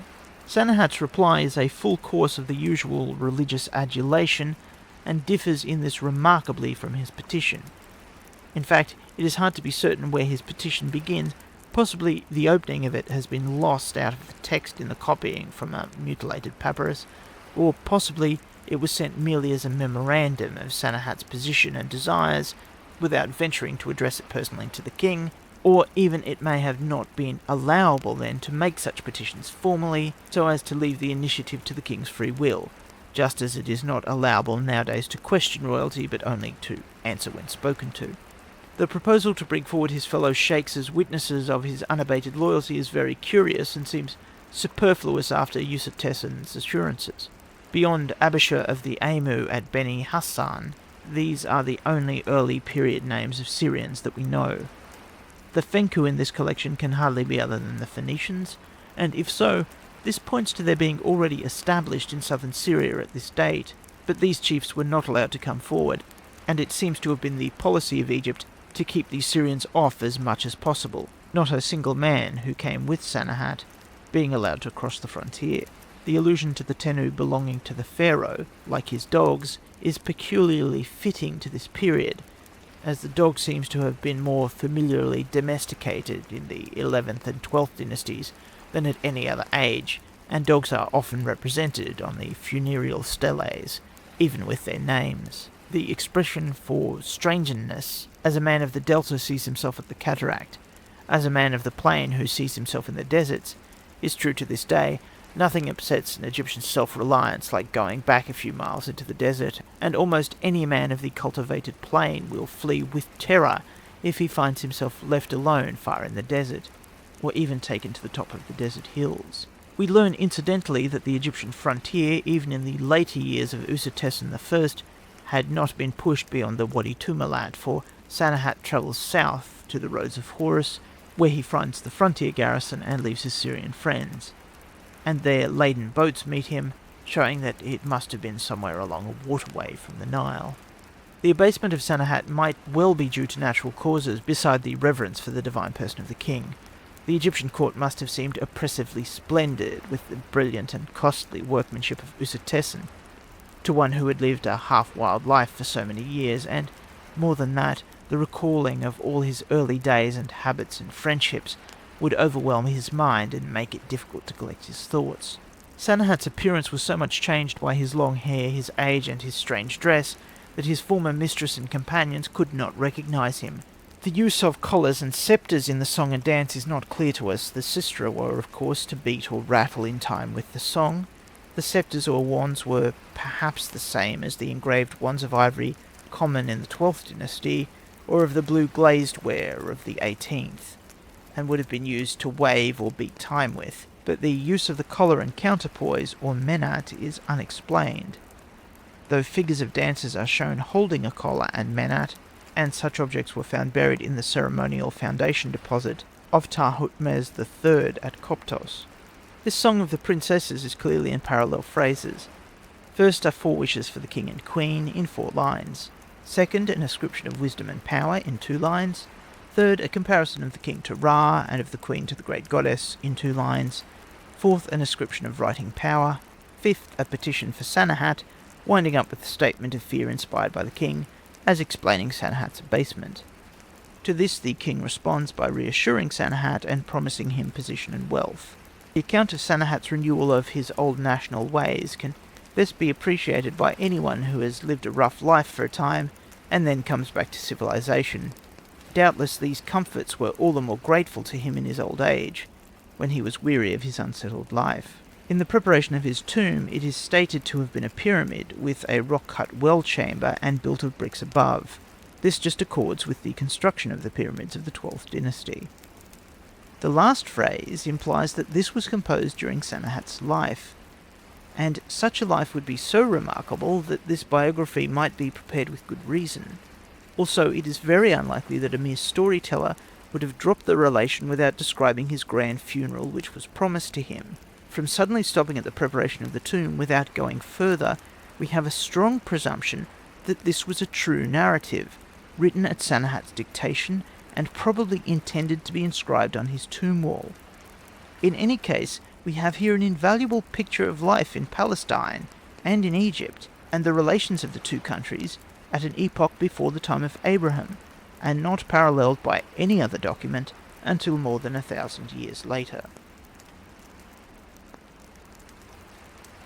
End of the Adventures of Sanehat.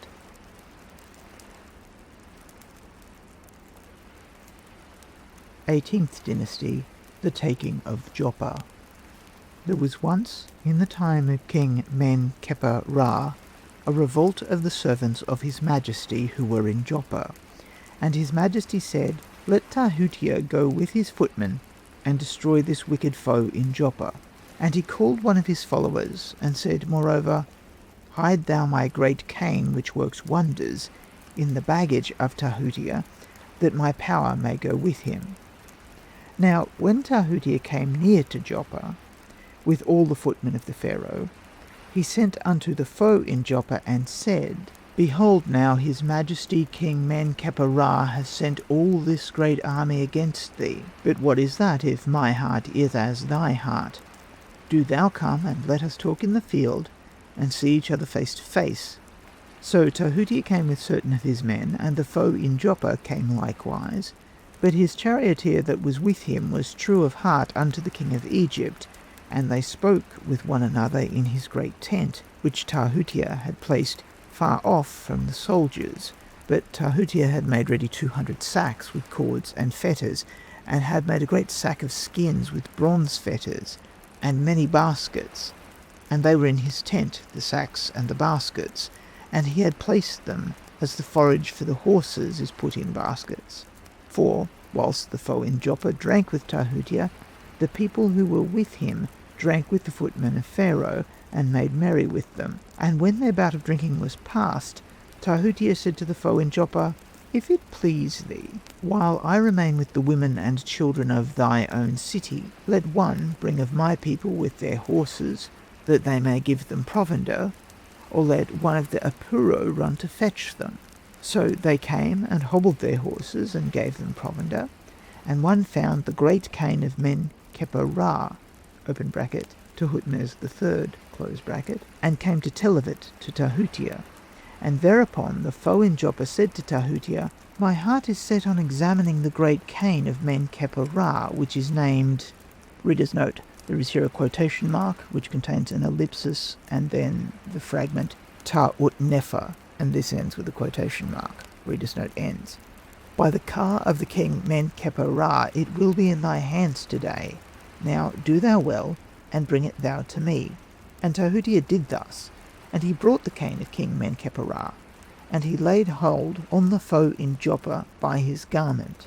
And he arose and stood up and said, "Look on me, O foe in Joppa. Here is the great cane of King Men-Kheper-Ra, the terrible lion, the son of Sekhet, to whom Amen his father gives power and strength." And he raised his hand and struck the forehead of the foe in Joppa. And he fell helpless before him, and he put him in the sack of skins, and he bound with gyves the hands of the foe in Joppa, and put on his feet the fetters with 4 rings. And he made them bring the 200 sacks which he had cleaned, and made to enter into them 200 soldiers, and filled the hollows with cords and fetters of wood. He sealed them with a seal, and added to them their rope nets, and the poles to bear them, and he put every strong footman to bear them, in all 600 men. And he said to them, When you come into the town, you shall open your burdens, you shall seize on all the inhabitants of the town, and you shall quickly put fetters upon them. Then one went out and said unto the charioteer of the foe in Joppa, Thy master is fallen. Go, say to thy mistress, A pleasant message, for Sutek has given Tahutia to us, with his wife and his children. Behold the beginning of their tribute, that she may comprehend the 200 sacks, which are full of men, and cords, and fetters. So he went before them to please the heart of his mistress, saying, We have laid hands on Tahutia. Then the gates of the city were opened before the footmen. They entered the city, they opened their burdens, they laid hands upon them of the city, both small and great. They put on them the cords and fetters quickly. The power of Pharaoh seized upon that city. After he had rested, Tahutia sent a message to Egypt, to the king Menkaperah, his lord, saying, Be pleased, for Amen thy good father has given to thee the foe in Joppa, together with all his people, likewise also his city. Send therefore people to take them as captives, that thou mayest fill the house of thy father Amen-Ra, king of the gods, with men-servants and maid-servants, and that they may be overthrown beneath thy feet for ever and ever. Reader's note, the story section ends, a new section begins. It is headed Remarks. Reader's note ends. This tale of the taking of Joppa appears to be probably on an historical basis. Tahutia was a well-known officer of Tahutmes III, and the splendid embossed dish of weighty gold which the king presented to him is one of the principal treasures of the Louvre Museum. It is ornamented with groups of fish in the flat bottom and a long inscription around the side. Unfortunately, the earlier part of this tale has been lost, but in order to render it intelligible, I have restored an opening to it, without introducing any details but what are alluded to or necessitated by the existing story. The original text begins at the star. Reader's note, there is no star in the original text from which this recording is being made. Reader's note ends. It is evident that the basis of the tale is the stratagem of the Egyptian general offering to make friends with the rebel of Joppa while he sought to trap him. To a Western soldier, such an unblushing offer of being treacherous to his master the king would be enough to make the good faith of his proposals to the enemy very doubtful. But in the East, offers of wholesale desertion are not rare. In Greek history, it was quite an open question whether Athens or Persia would retain a general's service. In Byzantine history, a commander might be in favour with the Caliph one year and with the autocrator the next. And in the present century, the entire transfer of the Turkish fleet to Muhammad Ali in 1840 is a grand instance of such a case. The scheme of taking a fortress by means of smuggling in soldiers hidden in packages has often recurred in history, but this taking of Joppa is the oldest tale of the kind yet known. Following this, we have the wooden horse of Troy. Then comes in medieval times the Arab scheme for taking Edessa in 1038 AD by a train of 500 camels bearing presents for the autocrator at Constantinople.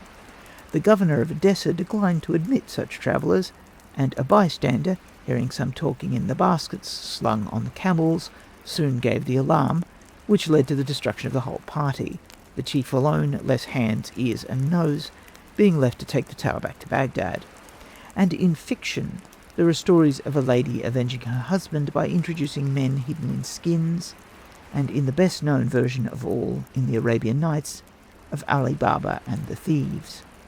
It appears from the tale that the conference of Tahutia with the rebel took place between the town and the Egyptian army, but near the town. Then Tahutia proposes to go into the town as a pledge of his sincerity, while the men of the town were to supply his troops with fodder, but he appears to have remained talking with the rebel in the tent until the lucky chance of the stick turned up. This cleared the way for a neater management of his plan by enabling him to quietly make away with the chief without exciting his suspicions beforehand. The name of the cane of the king is partly illegible, but we know how many actual sticks and personal objects have their own names inscribed on them. Nothing had a real identity to the Egyptian mind without an individual name belonging to it. The message sent by the charioteer presupposes that he was in the secret, and he must therefore have been an Egyptian who had not heartily joined in the rebellion. From the conclusion, we see that the captives taken as slaves to Egypt were by no means only prisoners of war, but were the ordinary civil inhabitants of the conquered cities, quote, them of the city both small and great, end quote. The gold dish which the king gave to the tomb of Tahuti is so splendid that it deserves some notice, especially as it has never been published in England. It is circular, about 7 inches across, with vertical sides an inch high. The inside of the bottom bears a boss and rosette in the centre, a line of swimming fish around that, and beyond all a chain of lotus flowers. On the upright edge is an incised inscription, quote, given in praise by the king of Upper and Lower Egypt, Ra-Men-Kepa, to the hereditary chief, the divine father, the beloved by God, filling the heart of the king in all foreign lands, and in the isles in the midst of the great sea, filling stores with lazuli, electrum, and gold, keeper of all foreign lands, keeper of the troops, praised by the good gold lord of both lands and his car, the royal scribe Tahuti, deceased. This splendid piece of gold work was therefore given in honour of Tahuti at his funeral to be placed in his tomb for the use of his car. The weight of it is nearly a troy pound, being 5,729 grains or 4 utens. The allusion on it to the Mediterranean wars of Tahuti, quote, satisfying the king in all foreign lands and in the isles in the midst of the great sea, end quote, is just in accord with this tale of the conquest of Joppa.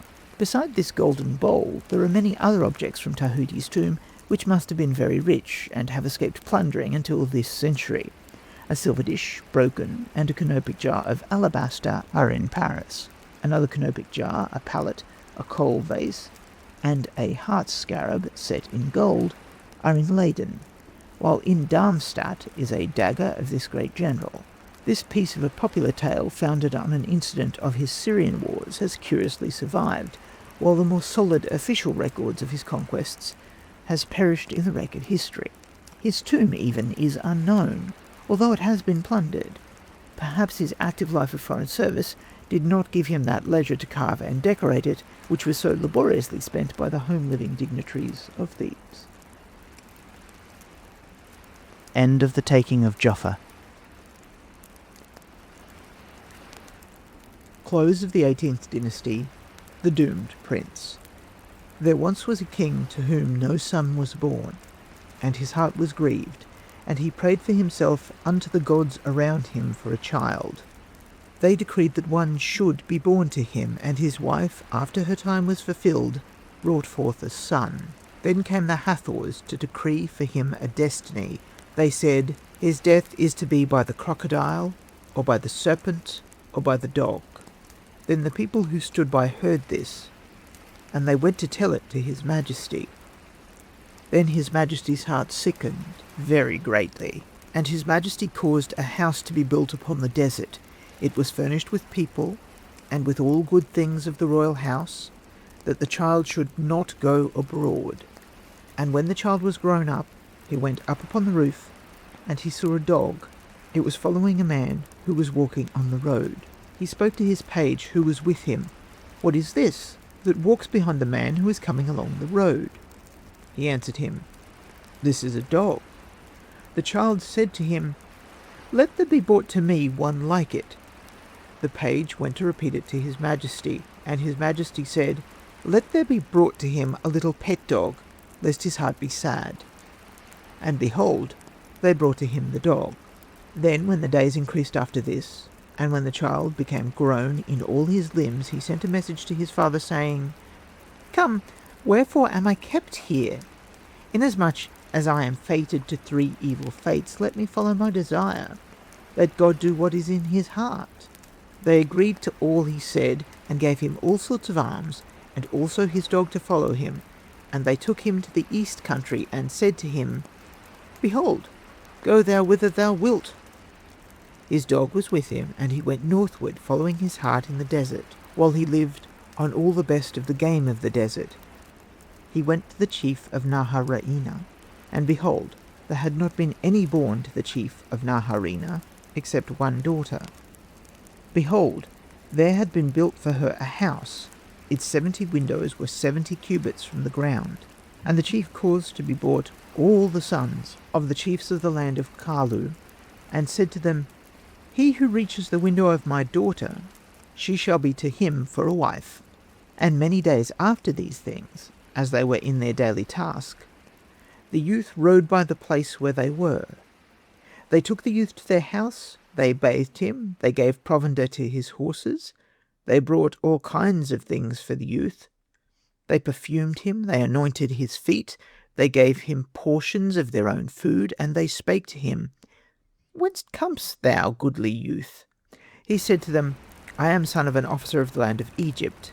My mother is dead, and my father has taken another wife, and when she bore him children, she grew to hate me, and I have come as a fugitive before her. And they embraced him and kissed him. And after many days were past, he said to the youths, What is it that ye do here? And they said to him, We spend our time in this. We climb up, and he who shall reach the window of the daughter of the chief of Naharaina, to him will be given her to wife. He said to them, If it please you, let me come behold the matter, that I may come to climb with you. They went to climb, as was their daily wont, and the youth stood afar off to behold, and the face of the daughter of the chief of Naharaina was turned to them. And another day the sons came to climb, and the youth came to climb with the sons of the chiefs. He climbed, and he reached the window of the daughter of the chief of Naharaina. She kissed him, she embraced him in all his limbs. And one went to rejoice the heart of her father, and said to him, One of the people has reached the window of thy daughter. And the prince inquired of the messenger, saying, The son of which of the princes is it? And he replied to him, It is the son of an officer, who has come as a fugitive from the land of Egypt, fleeing before his stepmother when she had children. Then the chief of Naharaina was exceedingly angry, and he said, Shall I indeed give my daughter to the Egyptian fugitive? Let him go back whence he came. And one came to tell the youth, Go back to the place thou camest from. But the maiden seized his hand. She swore an oath by God, saying, By the being of Ra-Harakti, if one takes him from me, I will not eat, I will not drink, I shall die in that same hour. The messenger went to tell unto her father all that she had said. Then the prince sent men to slay the youth, while he was in his house. But the maiden said, By the being of Ra, if one slay him, I shall be dead ere the sun goeth down. I will not pass an hour of life if I am parted from him. And one went to tell her father. Then the prince made them bring the youth with the maiden. The youth was seized with fear when he came before the prince. But he embraced him, he kissed him all over, and said, O tell me who thou art. Behold, thou art to me as a son. He said to him, I am a son of an officer of the land of Egypt. My mother died, my father took to him a second wife. She came to hate me, and I fled a fugitive before her. He then gave to him his daughter to wife. He also gave to him a house, and serfs, and fields, also cattle, and all manner of good things. But after the days of these things were past, the youth said to his wife, I am doomed to 3 fates, a crocodile, a serpent, and a dog. She said to him, Let one kill the dog which belongs to thee. He replied to her, I am not going to kill my dog, which I have brought up from when it was small. And she feared greatly for her husband, and would not let him go alone abroad. And one went with the youth toward the land of Egypt to travel in that country. Behold the crocodile of the river. He came out by the town in which the youth was. And in that town was a mighty man, and the man would not suffer the crocodile to escape. And when the crocodile was bound, the mighty man went out and walked abroad. And when the sun rose, the mighty man went back to the house, and he did so every day, during 2 months of days. Now when the days passed after this, the youth sat making a good day in his house. And when the evening came, he lay down on his bed. Sleep seized upon his limbs, and his wife filled a bowl of milk, and placed it by his side. Then came out a serpent from his hole, to bite the youth.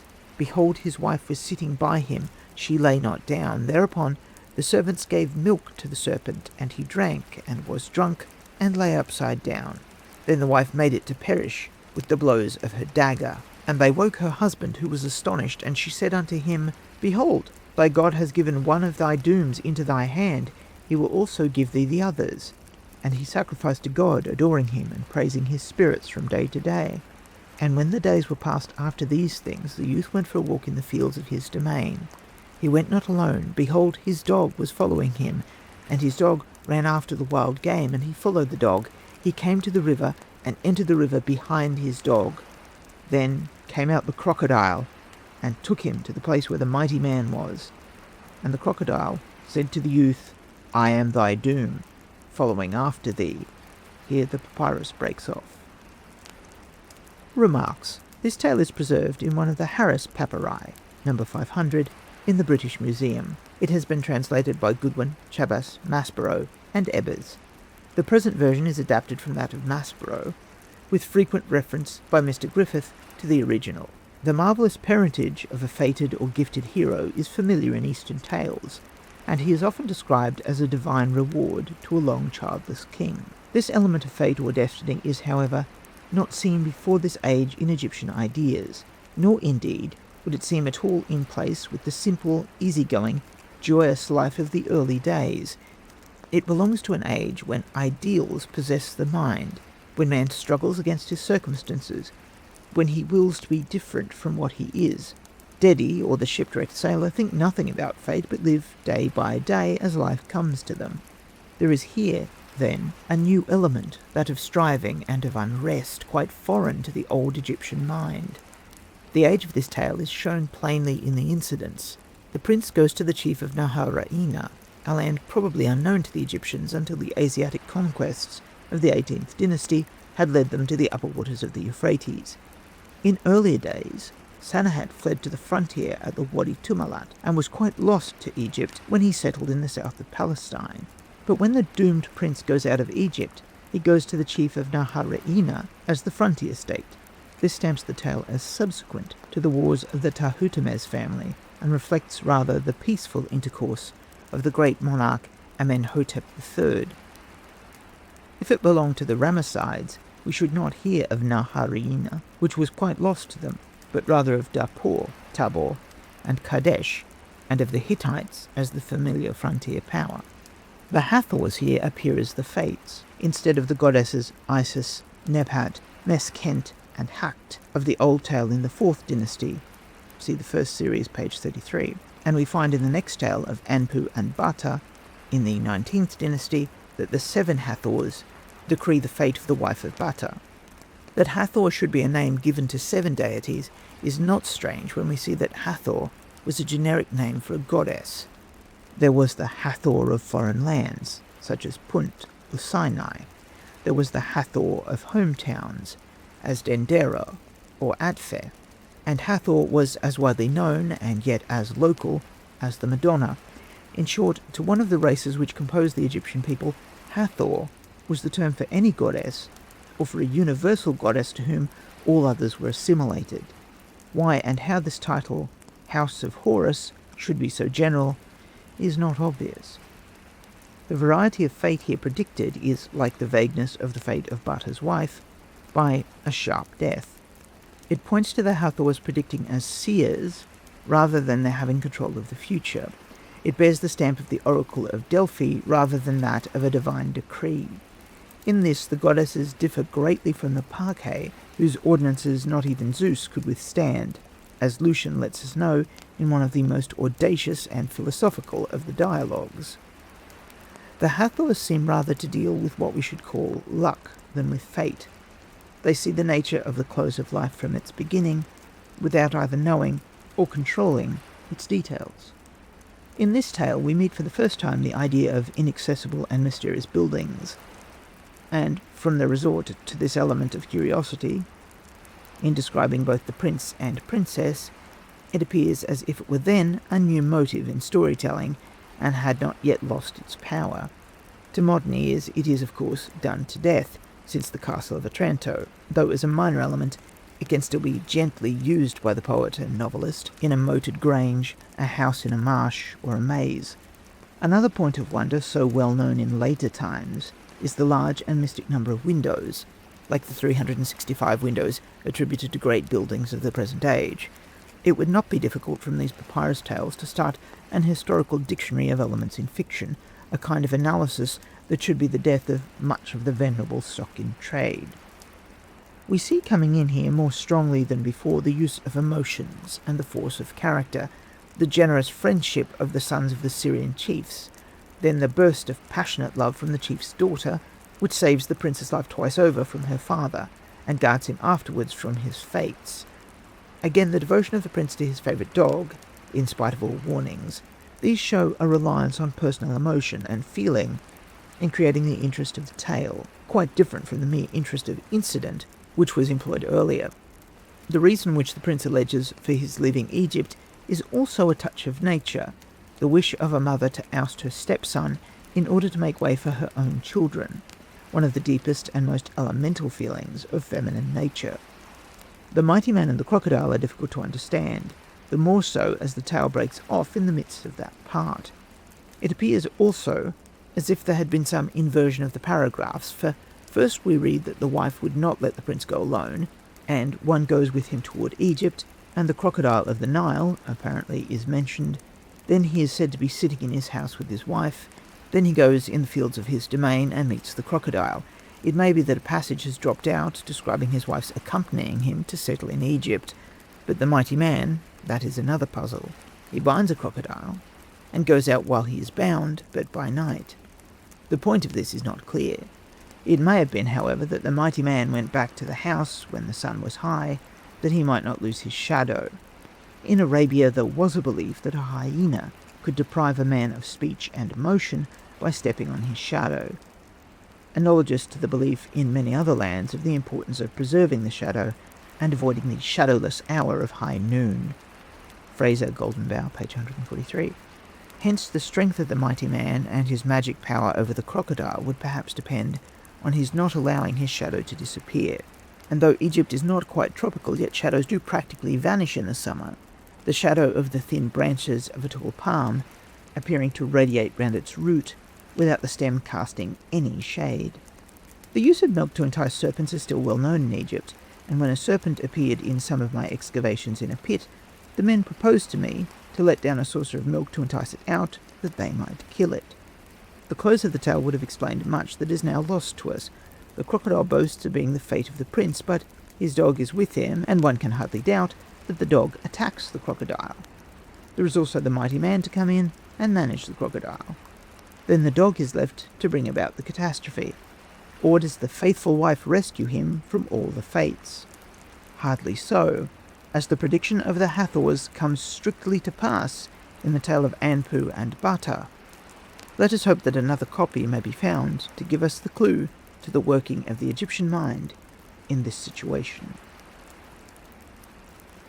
End of the Doomed Prince. 19th Dynasty, Anpu and Bata. Once there were two brethren of one mother and one father. Anpu was the name of the elder, and Bata was the name of the younger. Now as for Anpu, he had a house, and he had a wife, but his little brother was to him as it were a son. He it was who made for him his clothes. He it was who followed behind his oxen to the fields. He it was who did the ploughing. He it was who harvested the corn. He it was who did for him all the matters that were in the field.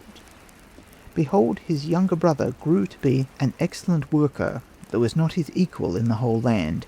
Behold, the spirit of a god was in him.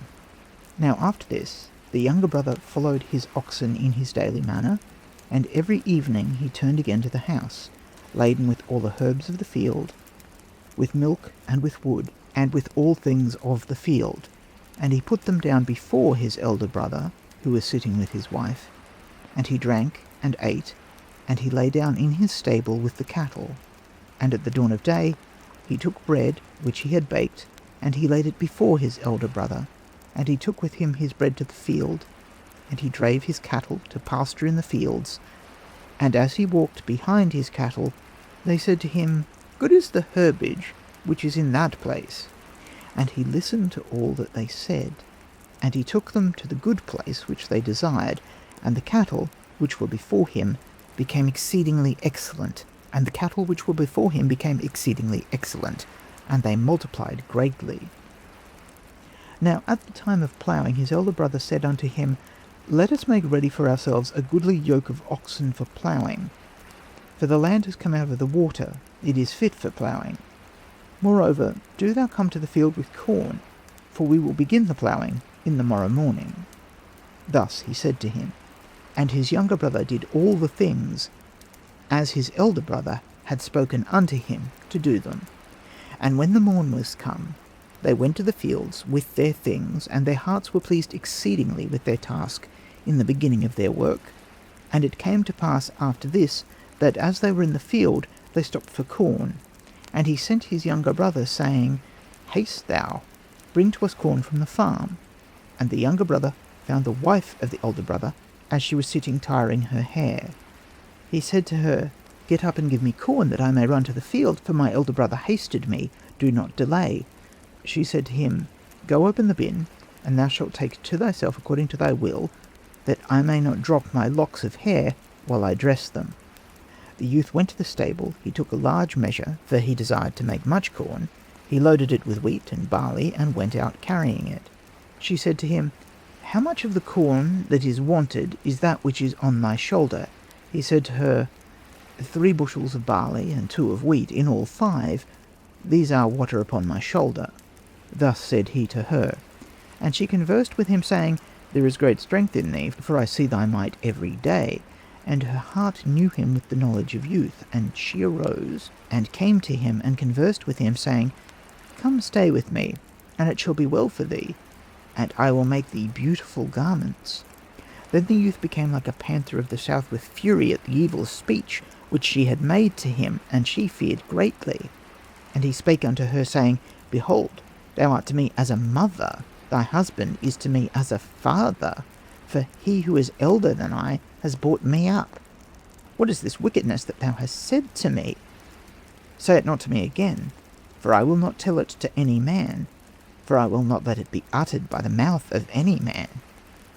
He lifted up his burden, and went to the field, and came to his elder brother, and they took up their work, to labour at their task. Now afterward, at eventime, his elder brother was returning to his house, and the younger brother was following after his oxen, and he loaded himself with all the things of the field, and he brought his oxen before him, to make them lie down in their stable, which was in the farm. And behold, the wife of the elder brother was afraid for the words which she had said. She took a parcel of fat. She became like one who is evilly beaten, desiring to say to her husband, It is thy younger brother who has done this wrong. Her husband returned in the even, as was his wont of every day. He came unto his house. He found his wife ill of violence. She did not give him water upon his hands, as she used to have. She did not make a light before him. His house was in darkness, and she was lying very sick. Her husband said to her, Who has spoken with thee? Behold, she said, No one has spoken with me except thy younger brother. When he came to take for thee corn, he found me sitting alone. He said to me, Come, let us stay together, tie up thy hair. Thus spake he to me. I did not listen to him, but thus spake I to him, Behold, am I not thy mother? Is not thy elder brother to thee as a father? And he feared, and he beat me to stop me from making report to thee. And if thou lettest him live, I shall die. Now behold, he is coming in the evening, and I complain of these wicked words, for he would have done this even in daylight. And the elder brother became a panther of the south. He sharpened his knife. He took it in his hand. He stood behind the door of his stable to slay his younger brother, as he came in the evening to bring his cattle into the stable. Now the sun went down, and he loaded himself with herbs in his daily manner. He came, and his foremost cow entered the stable. And she said to her keeper, Behold thou thy elder brother standing before thee, with his knife to slay thee. Flee from before him. He heard what his first cow had said, and the next entering, she also said likewise. He looked beneath the door of the stable. He saw the feet of his elder brother. He was standing behind the door, and his knife was in his hand. he cast down his load to the ground and betook himself to flee swiftly, and his elder brother pursued him with his knife. Then the younger brother cried out unto Ra-Harakti, saying, My good lord, thou art he who divides the evil from the good. And Ra stood, and heard all his cry, and Ra made a wide water between him and his elder brother, and it was full of crocodiles, and the one brother was on one bank, and the other on the other bank. And the elder brother smote twice on his hands, at not slaying him, thus did he. And the younger brother called to the elder on the bank, saying, Stand still until the dawn of day, and when Ra ariseth, I shall judge with thee before him, and he discerneth between the good and the evil. For I shall not be with thee any more for ever. I shall not be in the place which thou art. I shall go to the valley of the acacia. Now when the land was lightened, and the next day appeared, Ra-Harakti arose, and one looked upon the other. And the youth spake with his elder brother, saying, Wherefore camest thou after me to slay me in craftiness, when thou didst not hear the words of my mouth? For I am thy brother in truth, and thou art to me as a father, and thy wife even as a mother, is it not so? Verily, when I was sent to bring for us corn, thy wife said to me, Come, stay with me, for behold, this has been turned over unto thee into another wise. And he caused him to understand of all that had happened with him and his wife, and he swore an oath by Ra-Harakti, saying, Thy coming to slay me by deceit with thy knife was an abomination. Then the youth took a knife, and cut off his flesh, and cast it into the water, and the fish swallowed it. He failed, he became faint, and his elder brother cursed his own heart greatly. He stood weeping for him afar off. He knew not how to pass over to where his younger brother was, because of the crocodiles. And the younger brother called unto him, saying, Whereas thou hast devised an evil thing, wilt thou not also devise a good thing, even like that which I would do unto thee? When thou goest to thy house, thou must look to thy cattle, for I shall not stay in the place where thou art. I am going to the valley of Acacia.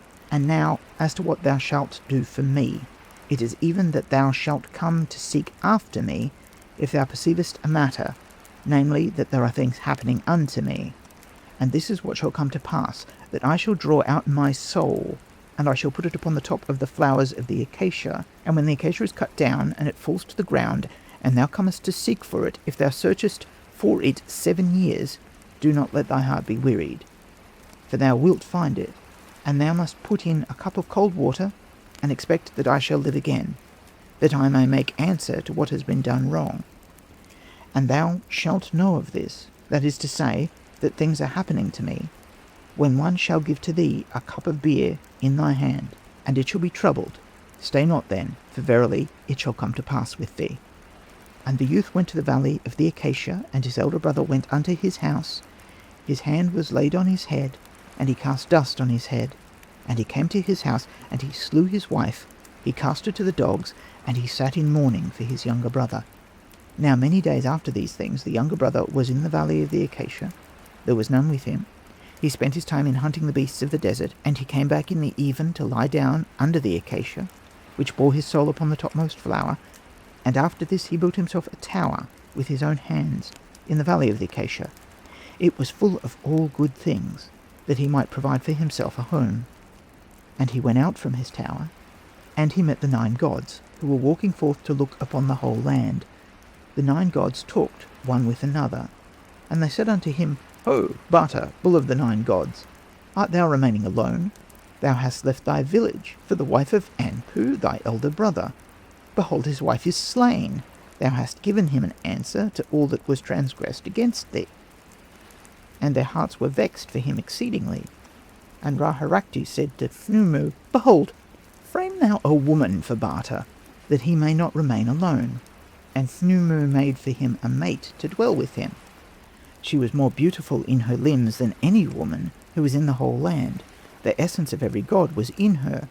The 7 Hathors came to see her. They said with one mouth, She will die a sharp death. And Bata loved her very exceedingly, and she dwelt in his house. He passed his time in hunting the beasts of the desert, and brought and laid them before her. He said, Go not outside, lest the sea seize thee, for I cannot rescue thee from it. For I am a woman like thee, my soul is placed on the head of the flower of the acacia, and if another find it, I must fight with him. and he opened unto her his heart in all its nature. Now after these things, Bata went to hunt in his daily manner, and the young girl went to walk under the acacia, which was by the side of her house. Then the sea saw her, and cast its waves up after her. She betook herself to flee from it. She entered her house, and the sea called unto the acacia, saying, Oh, would that I could seize her!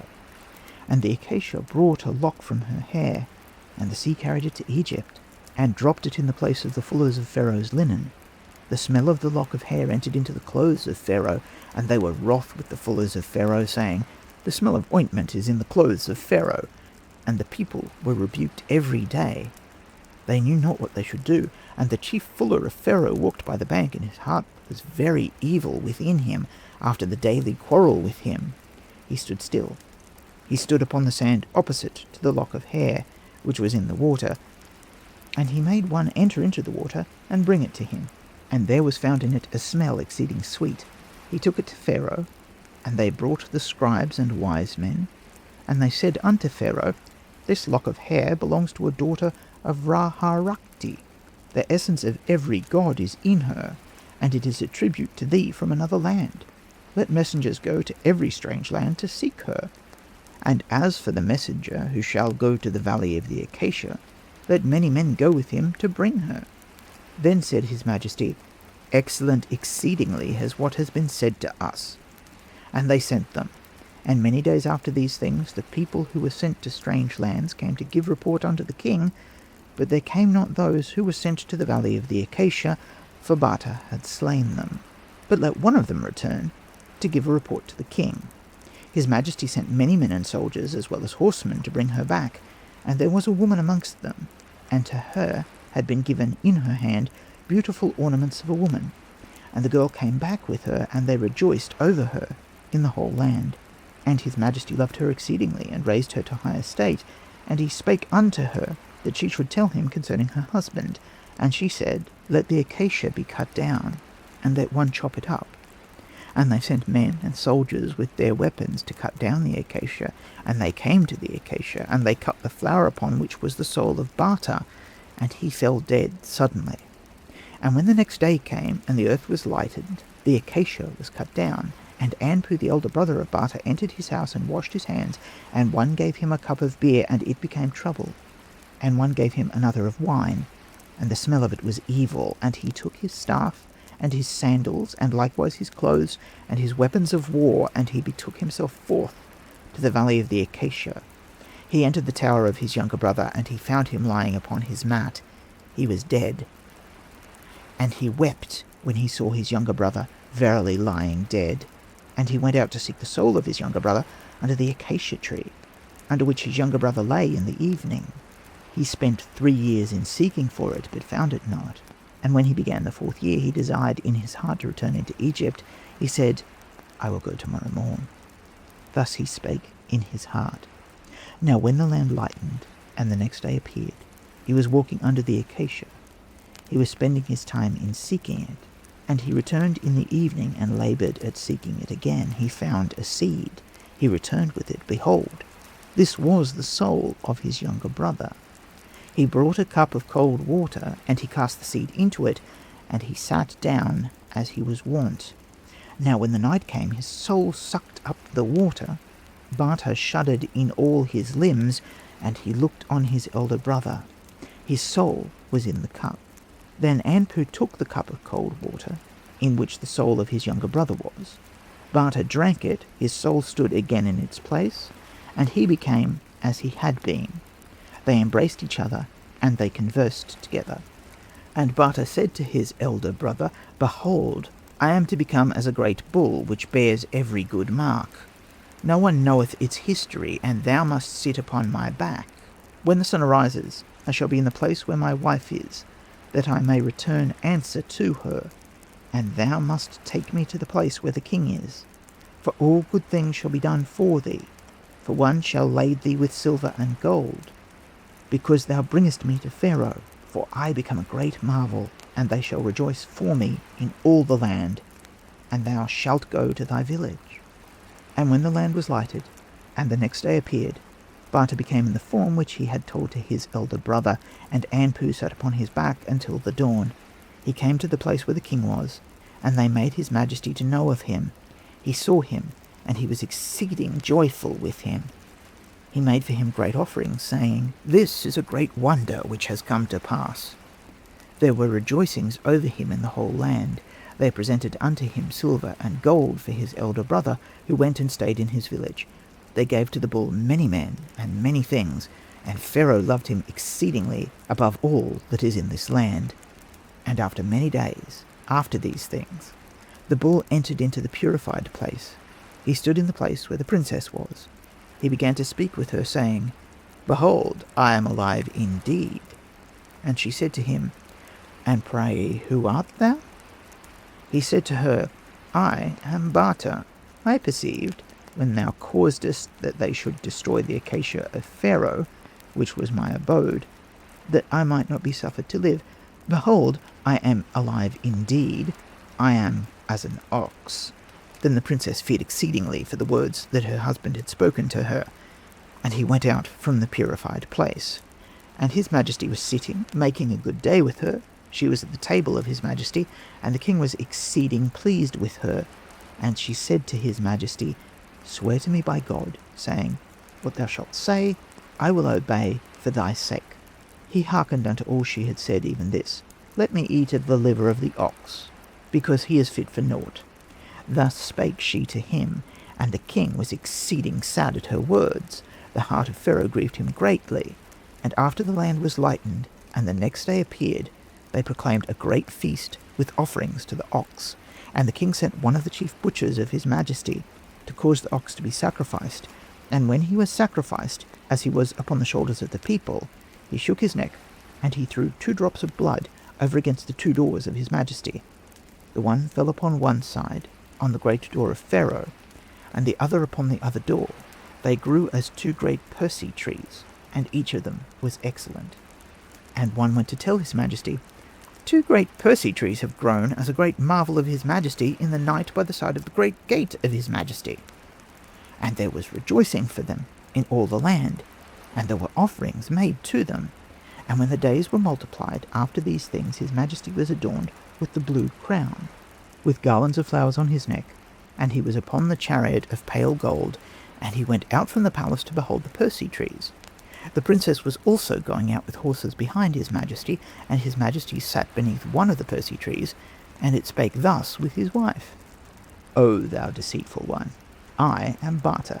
I am alive, though I have been evilly treated.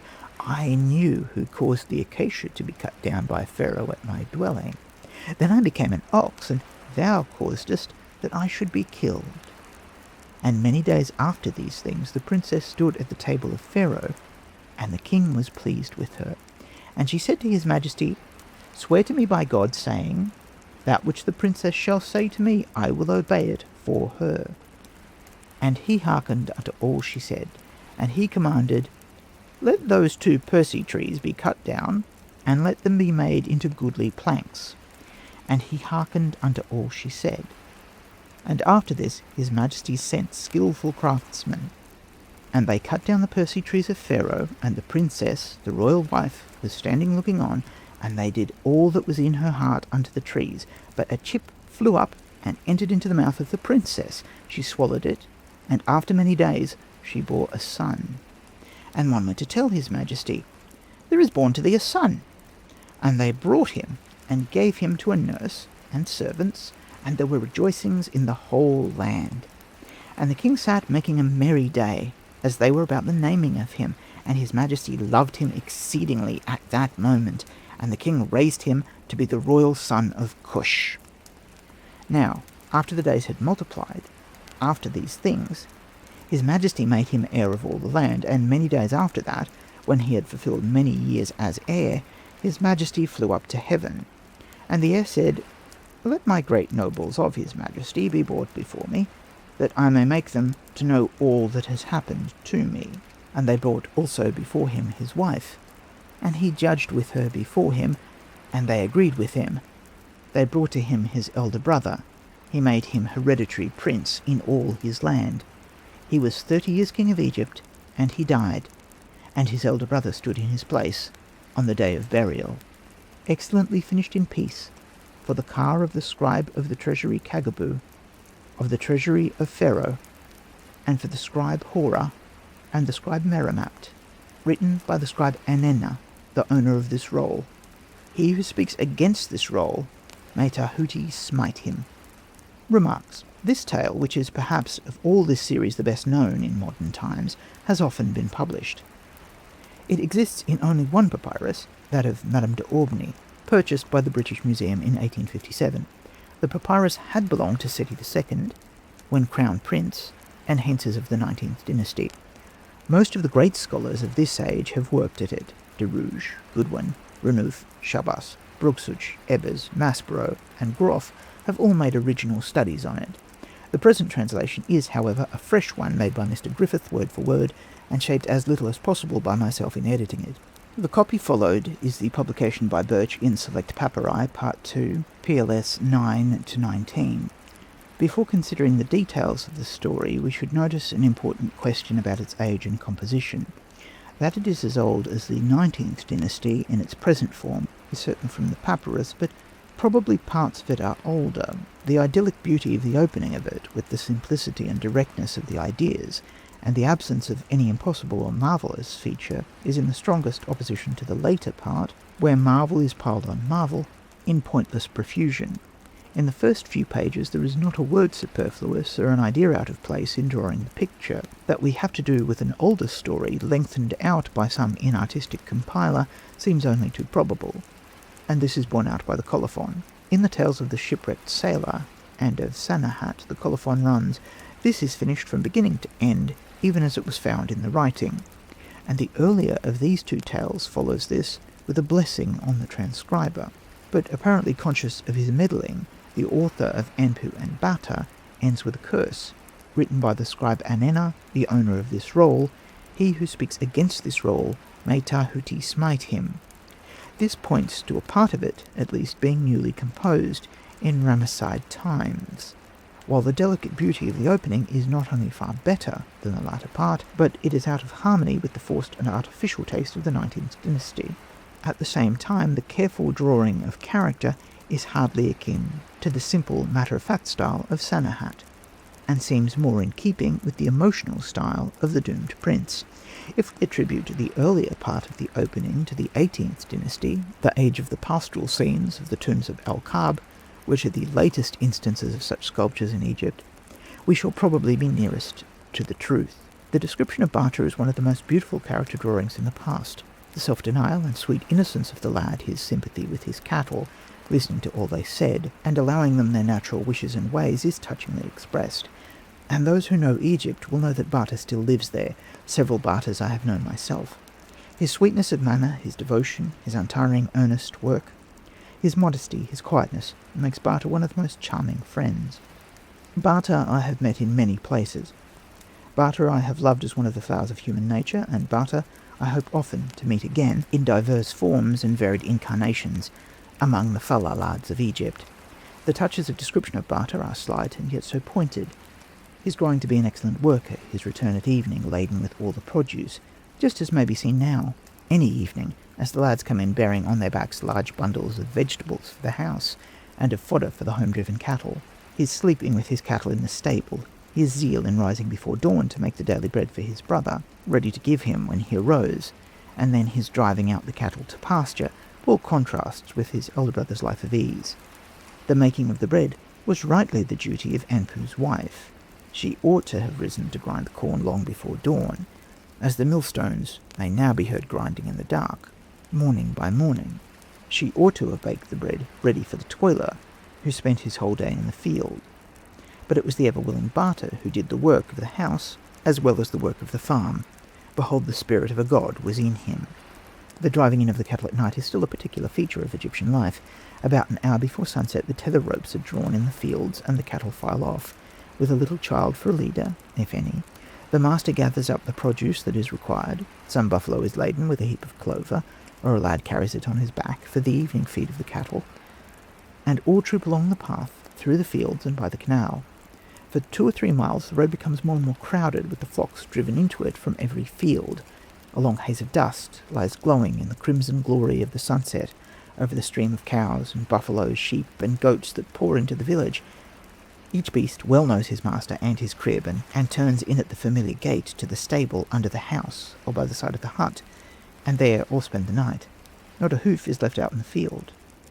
The last belated stragglers come in, while the gleam of amber still edges the night blue sky beneath the black horizon, and then the silent fields lie under the brightening moon, glittering with dew, untrodden and deserted.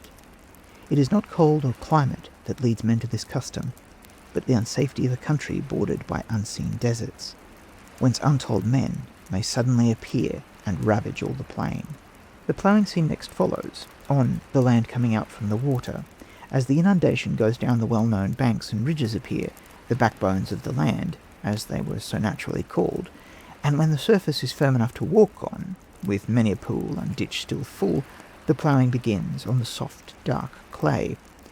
The catastrophe of the story, the black gulf of deceit that suddenly opens under Bata's feet, has always been seen to be strikingly like the story of Joseph, and, as we have noticed, there is good reason for the early part of this tale belonging to about the beginning of the 18th dynasty, so it is very closely aligned in time, as well as character, to the account of Joseph. In this part again is one of those pointed touches which show the power of the poet. For a poem in prose this is. Her heart knew him with the knowledge of youth. On reaching the mistaken revenge of Anpu, we see the sympathy of Bata with his cattle, and his way of reading their feelings returned to him most fittingly by the cows perceiving the presence of the treachery. He heard what his first cow had said, and the next entering, she also said likewise. After this we find a change. Instead of the simple and natural narrative full of human feeling, and without a touch of impossibility, every subsequent episode involves the supernatural. Ra creating a wide water, the extraction of the soul of Bata, his miraculous wife, and all the transformations. These have nothing in common with the style or ideas of the earlier tale.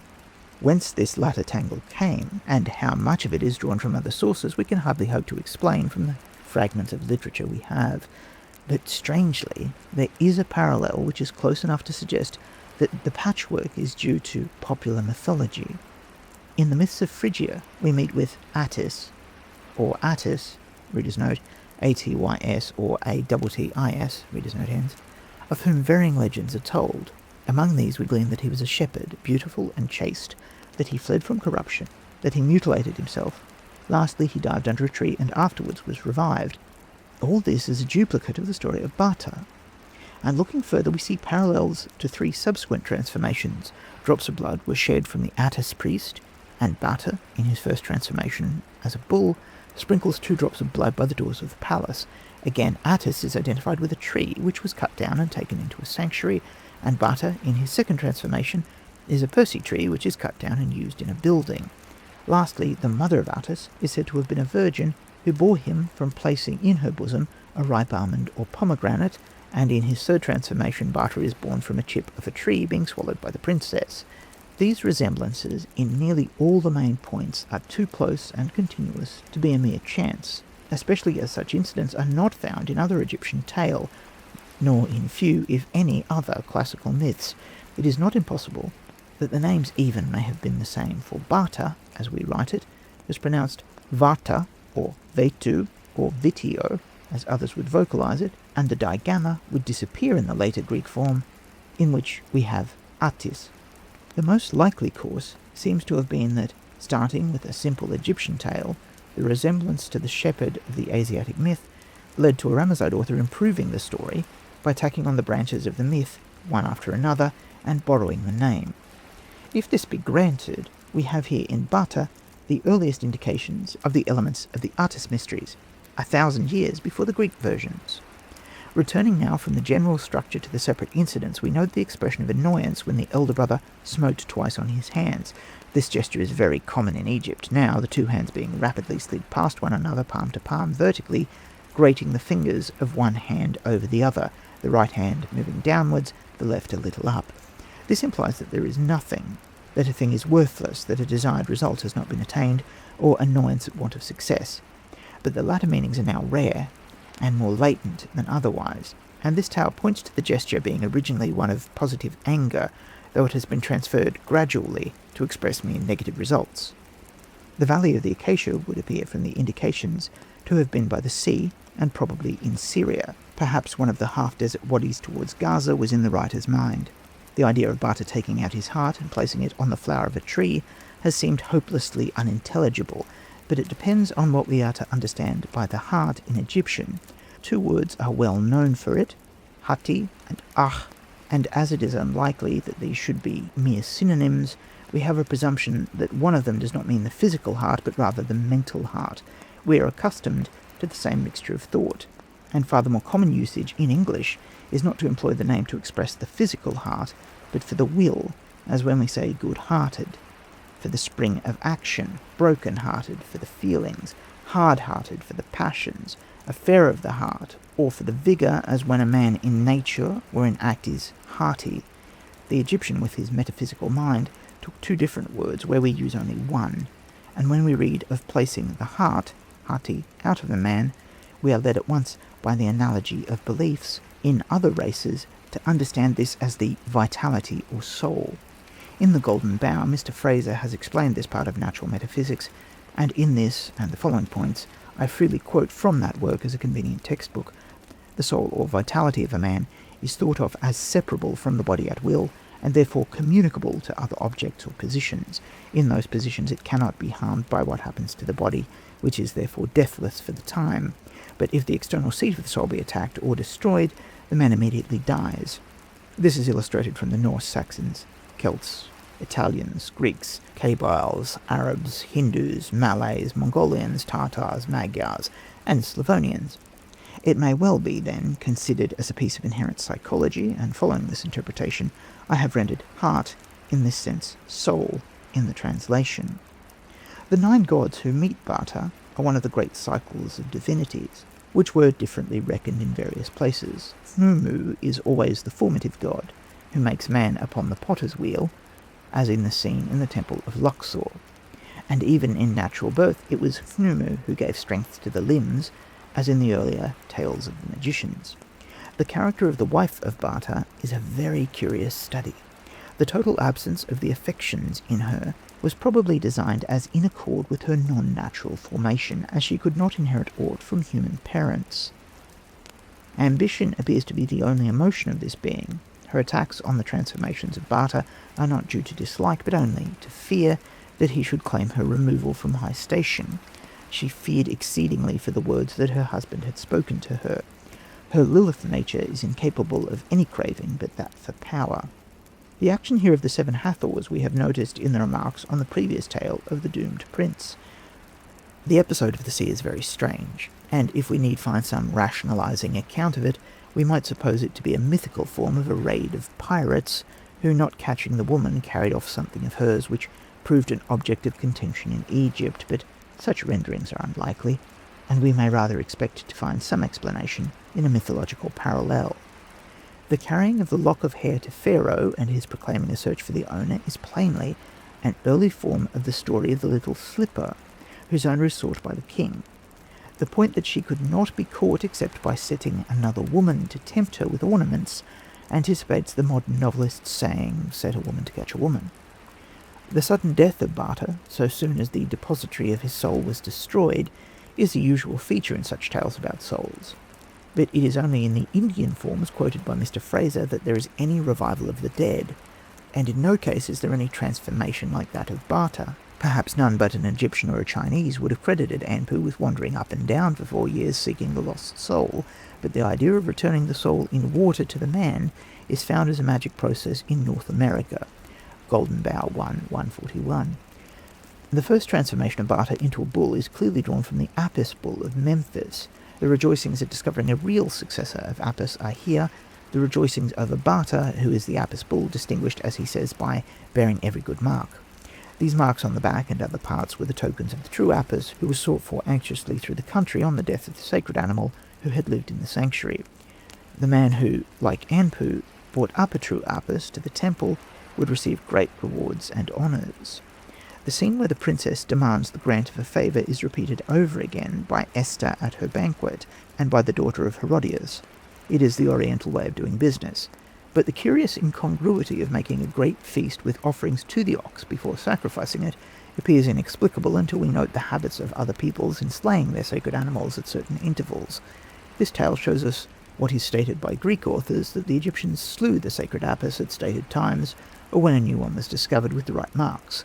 The annual sacrifice of a sacred ram at Thebes shows that the Egyptians were familiar with such an idea, and though it was considered by the writer of the tale as a monstrous act, yet the offerings and festivity which accompanied it are in accordance with the strange fact, found by Mariette, that in the 3 undisturbed Apis burials which have been discovered, there were only fragments of bone, and in one case a head carefully embalmed with bitumen and magnificent offerings of jewellery. The divine Apis was eaten as a sacred feast. The reason that the princess desires the liver is strangely explained by a present belief on the Upper Nile. The Darfuris think that the liver is the seat of the soul, Golden Bough 288, and hence if she ate the liver she would destroy the soul of Bata or prevent it entering any other incarnation. The next detail is also curiously significant. If a bull was being sacrificed, we should naturally suppose the blood would flow and that a few drops would not be noticed. Here, however, 2 drops are said to fall, and this was when the bull was upon the shoulders of the people. Now it is a very general idea that blood must not be allowed to fall upon the ground. The Eastern and Southern Africans will not shed the blood of cattle, Golden Bough 182, and strangely, the Australians avoid the falling of blood to the ground by placing the bleeding persons upon the shoulders of other men. This parallel is so close to the Egyptian tale that it seems as if the bull was born on the shoulders of the people, that his blood should not fall to the ground. Yet, in spite of this precaution, he shook his neck, and he threw 2 drops of blood over against the doors of his majesty. In these drops of blood was the soul of Bata, in spite of the princess having eaten his liver, and we know how, among Jews, Arabs, and other peoples, the blood is regarded as the vehicle of the soul or life. The evidence of tree worship is plainer here than perhaps in any other passage of Egyptian literature. The people rejoice for the 2 Persea trees, and there were offerings made to them. The blue crown worn by the king was the war cap of leather covered with scales of copper. It is often found made in dark blue glaze for statuettes, and it seems probable that the copper was superficially sulfurized to tint it. Such headdress was usually worn by kings when riding in their chariots. The pale gold or electrum here mentioned was the general material for decorating the royal chariot.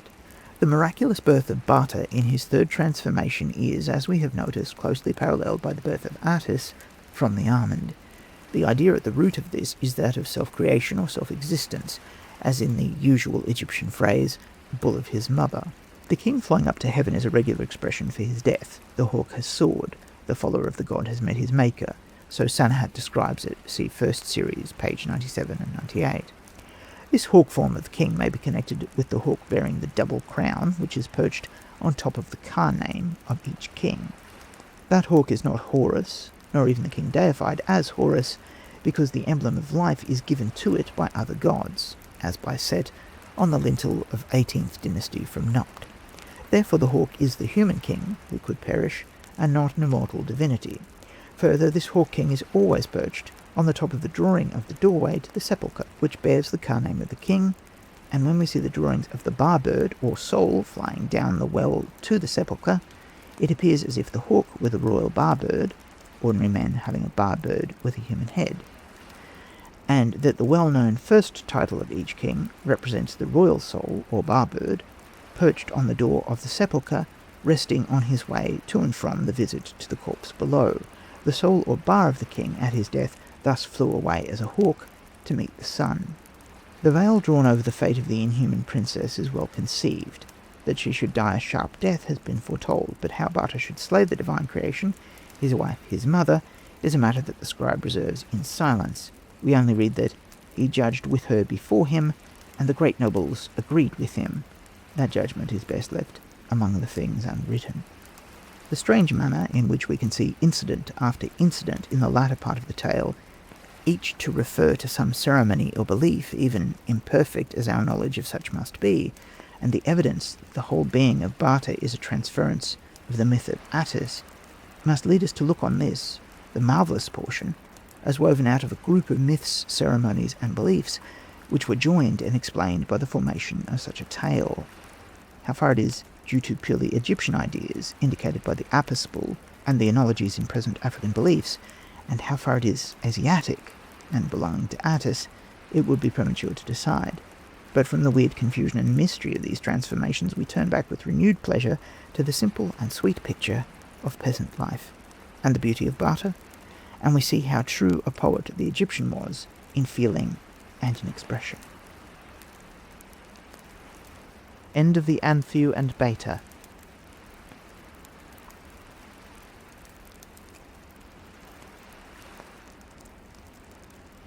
Nineteenth Dynasty, Ptolemaic writing, Setna and the Magic Book. The mighty king Usa-mat-Ra, Ramesses the Great, had a son named Setna Ka-em-Uast, who was a great scribe and very learned in all the ancient writings, and he heard that the magic book of Thoth, by which a man may enchant heaven and earth, and know the language of all birds and beasts, was buried in the cemetery of Memphis, and he went to search for it with his brother Anhi-hor-iru. And when they found the tomb of the king's son, Na-nefer-ka-ptah, son of the king of Upper and Lower Egypt, Mer-neb-ptah, Setna opened it and went in. Now in the tomb was Na-nefer-ka-ptah, and with him was the ka of his wife, Ahura. For though she was buried at Koptos, her ka dwelt at Memphis with her husband, whom she loved. And Setna saw them seated before their offerings, and the book lay between them. And Na-nefer-ka-ptah said to Setna, "Who are you that break into my tomb in this way?" He said, "I am Setna, son of the great king Usa-mat-Ra, living forever, and I come for that book which I see between you." And Na-nefer-ka-ptah said, "It cannot be given to you." Then said Setna, "But I will carry it away by force." Then Ahura said to Setna, "Do not take this book, for it will bring trouble on you as it has upon us. Listen to what we have suffered for it." Ahura's Tale. We were the two children of the king Mer-neb-ptah, and he loved us very much, for he had no others. And Na-nefer-ka-ptah was in his palace as heir over all the land, and when we were grown, the king said to the queen, "I will marry Na-nefer-ka-ptah to the daughter of a general, and Ahura to the son of another general." And the queen said, "No, he is the heir, let him marry his sister like the heir of a king. None other is fit for him." And the king said, "That is not fair. They had better be married to the children of the general." And the queen said, "It is you who are not dealing rightly with me." And the king answered, "If I have no more than these two children, is it right that they should marry one another? I will marry Na-nefer-ka-ptah to the daughter of an officer, and Ahura to the son of another officer. It has often been done so in our family." And at a time when there was a great feast before the king, they came to fetch me to the feast, and I was very troubled, and did not behave as I used to do. And the king said to me, "Ahura, have you sent someone to me about this sorry matter, saying, 'Let me be married to my elder brother'?" I said to him, "Well, let me marry the son of an officer, and he marry the daughter of another officer, as it often happens so in our family." I laughed, and the king laughed, and the king told the steward of the palace, "Let them take Ahura to the house of Na-nefer-ka-ptah tonight, and all kinds of good things with her." So they brought me as a wife to the house of Na-nefer-ka-ptah, and the king ordered them to give me presents of silver and gold, and things from the palace. And Na-nefer-ka-ptah passed a happy time with me, and received all the presents from the palace, and we loved one another. And when I expected a child, they told the king, and he was most heartily glad, and he sent me many things, and a present of the best silver and gold and linen. And when the time came, I bore this little child that is before you. And they gave him the name of Merab, and registered him in the book of the house of life. And when my brother Na-nefer-ka-ptah went to the cemetery of Memphis, he did nothing on earth but read the writings that are in the catacombs of the kings, and the tablets of the house of life, and the inscriptions that are seen on the monuments. And he worked hard on the writings, and there was a priest there called Nezitah. And as Na-nefer-ka-ptah went into a temple to pray, it happened that he went behind this priest, and was reading the inscriptions that were on the chapels of the gods, and the priest mocked him and laughed. So Na-nefer-ka-ptah said to him, "Why are you laughing at me?" And he replied, "I was not laughing at you, or if I happened to do so, it was at your reading writings that are worthless." If you wish so much to read writings, come to me, and I will bring you to the place where the book is which Thoth himself wrote with his own hand, and which will bring you to the gods. When you read but 2 pages in this, you will enchant the heaven, the earth, the abyss, the mountains, and the sea. You shall know what the birds of the sky and the crawling things are saying. You shall see the fishes of the deep, for a divine power is there to bring them up out of the depth. And when you read the 2nd page, if you are in the world of ghosts, you will become again in the shape you were in on earth. You will see the sun shining in the sky with all the gods and the full moon. And Na-nefer-ka-ptah said, "By the life of the king, tell me of anything you want done, and I'll do it for you, if you will only send me where this book is." And the priest answered Na-nefer-ka-ptah, "If you want to go to the place where the book is, you must give me 100 pieces of silver for my funeral, and provide that they shall bury me as a rich priest." So Na-nefer-ka-ptah called his lad and told him to give the priest 100 pieces of silver, and made them do as he wished, even everything that he asked for. Then the priest said to Na-nefer-ka-ptah, "This book is in the middle of the river at Koptos, in an iron box. In the iron box is a bronze box. In the bronze box is a sycamore box. In the sycamore box is an ivory and ebony box. In the ivory and ebony box is a silver box. In the silver box is a gold box, and in that is the book. It is twisted all round with snakes and scorpions and all other crawling things around the box in which the book is. And there is a deathless snake by the box." And when the priest told Na-nefer-ka-ptah, he did not know where on earth he was so much delighted. And when he came from the temple, he told me all that had happened to him. And he said, "I shall go to Koptos, for I must fetch this book. I will not stay any longer in the north." And I said, "Let me dissuade you, for you prepare sorrow, and you will bring me into trouble in the Thebaid." And I laid my hand on Na-nefer-ka-ptah to keep him from going to Koptos, but he would not listen to me. And he went to the king, and told the king all the priest had said. The king asked him, "What is it that you want?" And he replied, "Let them give me the royal boat with its belongings, for I will go to the south with Ahura and her little boy Merab, and fetch this book without delay."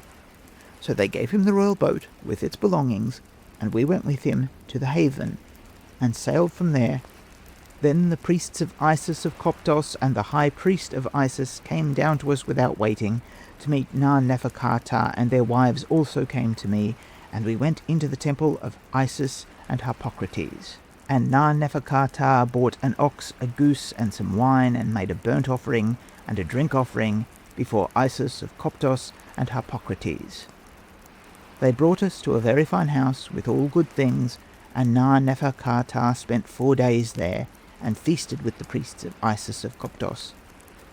And the wives of the priests of Isis also made holiday with me. And the morning of the 5th day came, and Na-nefer-ka-ptah called a priest to him, and made a magic cabin that was full of men and tackle. He put the spell upon it, and put life in it, and gave them breath, and sank it into the water.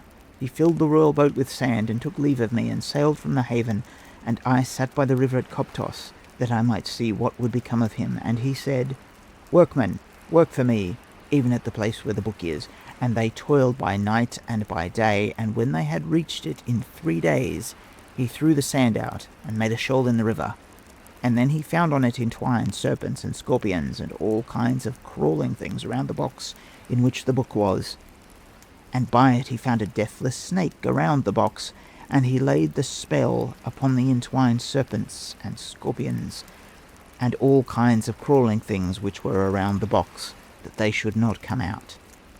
And he went to the deathless snake, and fought with him, and killed him, but he came to life again, and took a new form. He then fought again with him a 2nd time, but he came to life again, and took a 3rd form. He then cut him into 2 parts, and put sand between the parts, that he should not appear again. Na-nefer-ka-ptah then went to the place where he found the box. He uncovered a box of iron, and opened it. He found then a box of bronze, and opened that. Then he found a box of sycamore wood, and opened that. Again he found a box of ivory and ebony, and opened that. Yet he found a box of silver, and opened that. And then he found a box of gold. He opened that and found the book in it. He took the book from the golden box and read a page of spells from it. He enchanted the heaven and the earth, the abyss, the mountains, and the sea. He knew what the birds of the sky, the fish of the deep, and the beasts of the hills all said. He read another page of the spells, and saw the sun shining in the sky with all the gods, the full moon, and the stars in their shapes. He saw the fishes of the deep, for a divine power was present that brought them up from the water. He then read the spell upon the workmen that he had made and taken from the haven, and said to them, "Work for me, back to the place from which I came."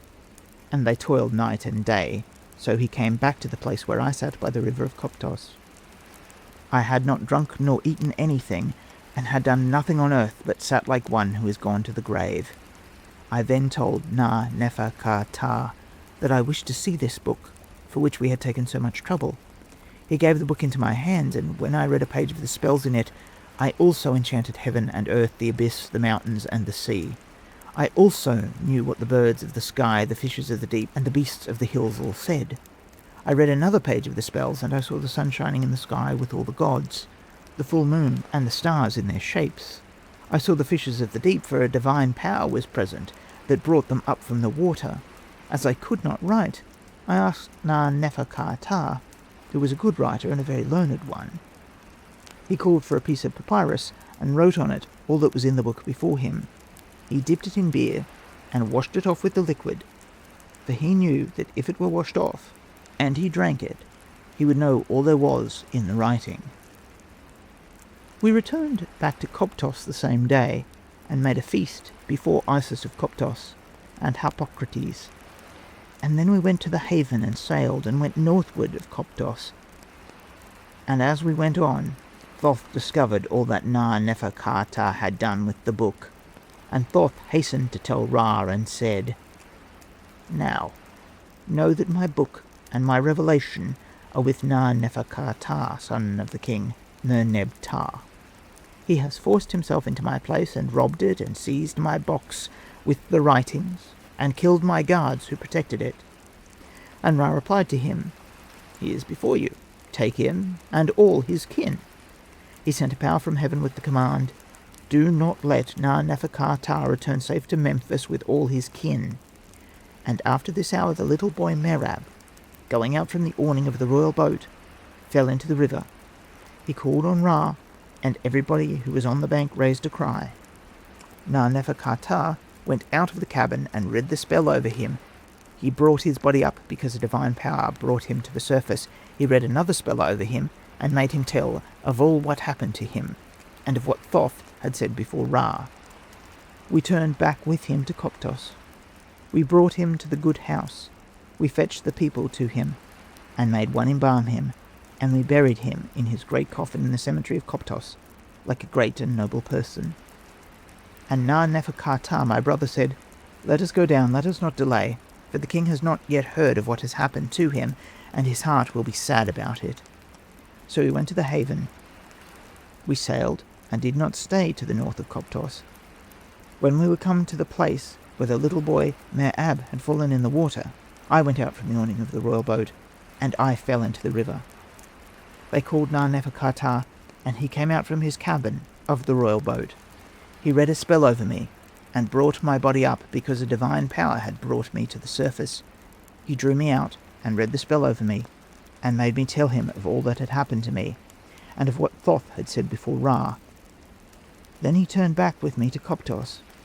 He brought me to the good house. He fetched the people to me, and made one embalm me as great and noble people are buried, and laid me in the tomb where Merab, my young child, was. He turned to the haven and sailed down, and delayed not in the north of Koptos. When he came to the place where we fell into the river, he said to his heart, "Shall I not better turn back again to Koptos, that I may lie by them? For if not, when I go down to Memphis, and the king asks after his children, what shall I say to him? Can I tell him, 'I have taken your children to the Thebaid, and killed them, while I remained alive, and I have come to Memphis still alive?'" Then he made them bring him a linen cloth of striped byssus.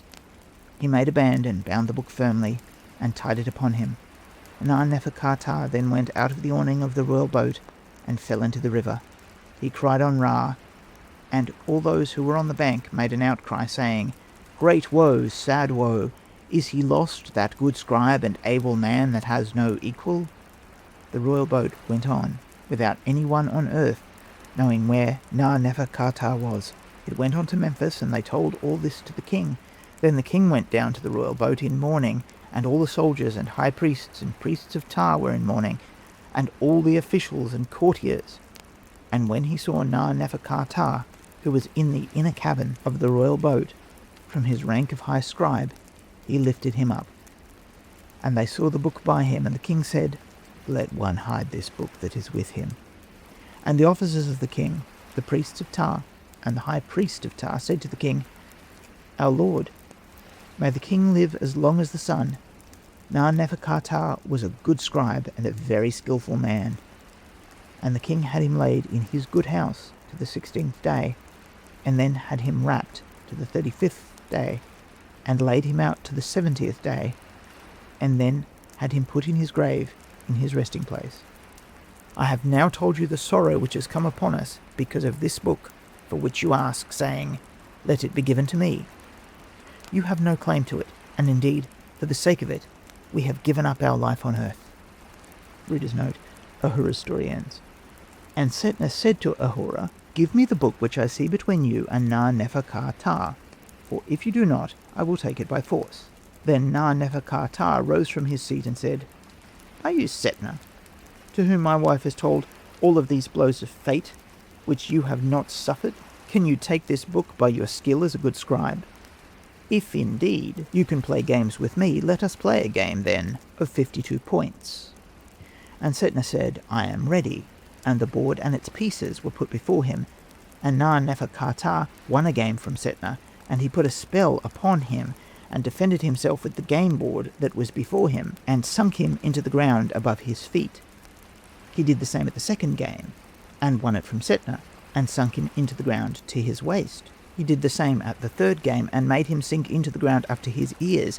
Then Setna struck Na-nefer-ka-ptah a great blow with his hand, and Setna called his brother, Anpu, and said to him, "Make haste, and go up upon the earth, and tell the king all that has happened to me, and bring me the talisman of my father Ptah, and my magic books." And he hurried up upon the earth, and told the king all that had happened to Setna. The king said, "Bring him the talisman of his father Ptah, and his magic books." And Anpu hurried down into the tomb. He laid the talisman on Setna, and he sprang up again immediately, and then Setna reached out his hand for the book, and took it. Then, as Setna went out from the tomb, there went a light before him, and darkness behind him, and Ahura wept at him, and she said, "Glory to the King of Darkness, hail to the King of Light, all power is gone from the tomb." But Na-nefer-ka-ptah said to Ahura, "Do not let your heart be sad. I will make him bring back this book, with a forked stick in his hand, and a firepan on his head." And Setna went out from the tomb, and it closed behind him as it was before. Then Setna went to the king and told him everything that had happened to him with the book. And the king said to Setna, "Take back the book to the grave of Na-nefer-ka-ptah like a prudent man, or else he will make you bring it with a forked stick in your hand, and a firepan on your head." But Setna would not listen to him, and when Setna had unrolled the book, he did nothing on earth but read it to everybody. Here follows the story of how Setna, walking in the court of the Temple of Ptah, met Tabubua, a fascinating girl, daughter of a priest of Bast, of Ankhtawi, and how she repelled his advances until she had beguiled him into giving up all his possessions and slaying his children. At the last, she gives a fearful cry and vanishes, leaving Setna bereft of even his clothes.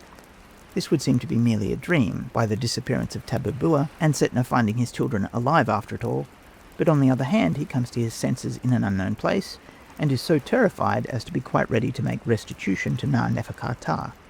The episode, which is not creditable to Egyptian society, seems to be intended for one of the vivid dreams which the credulous readily accept as half-realities.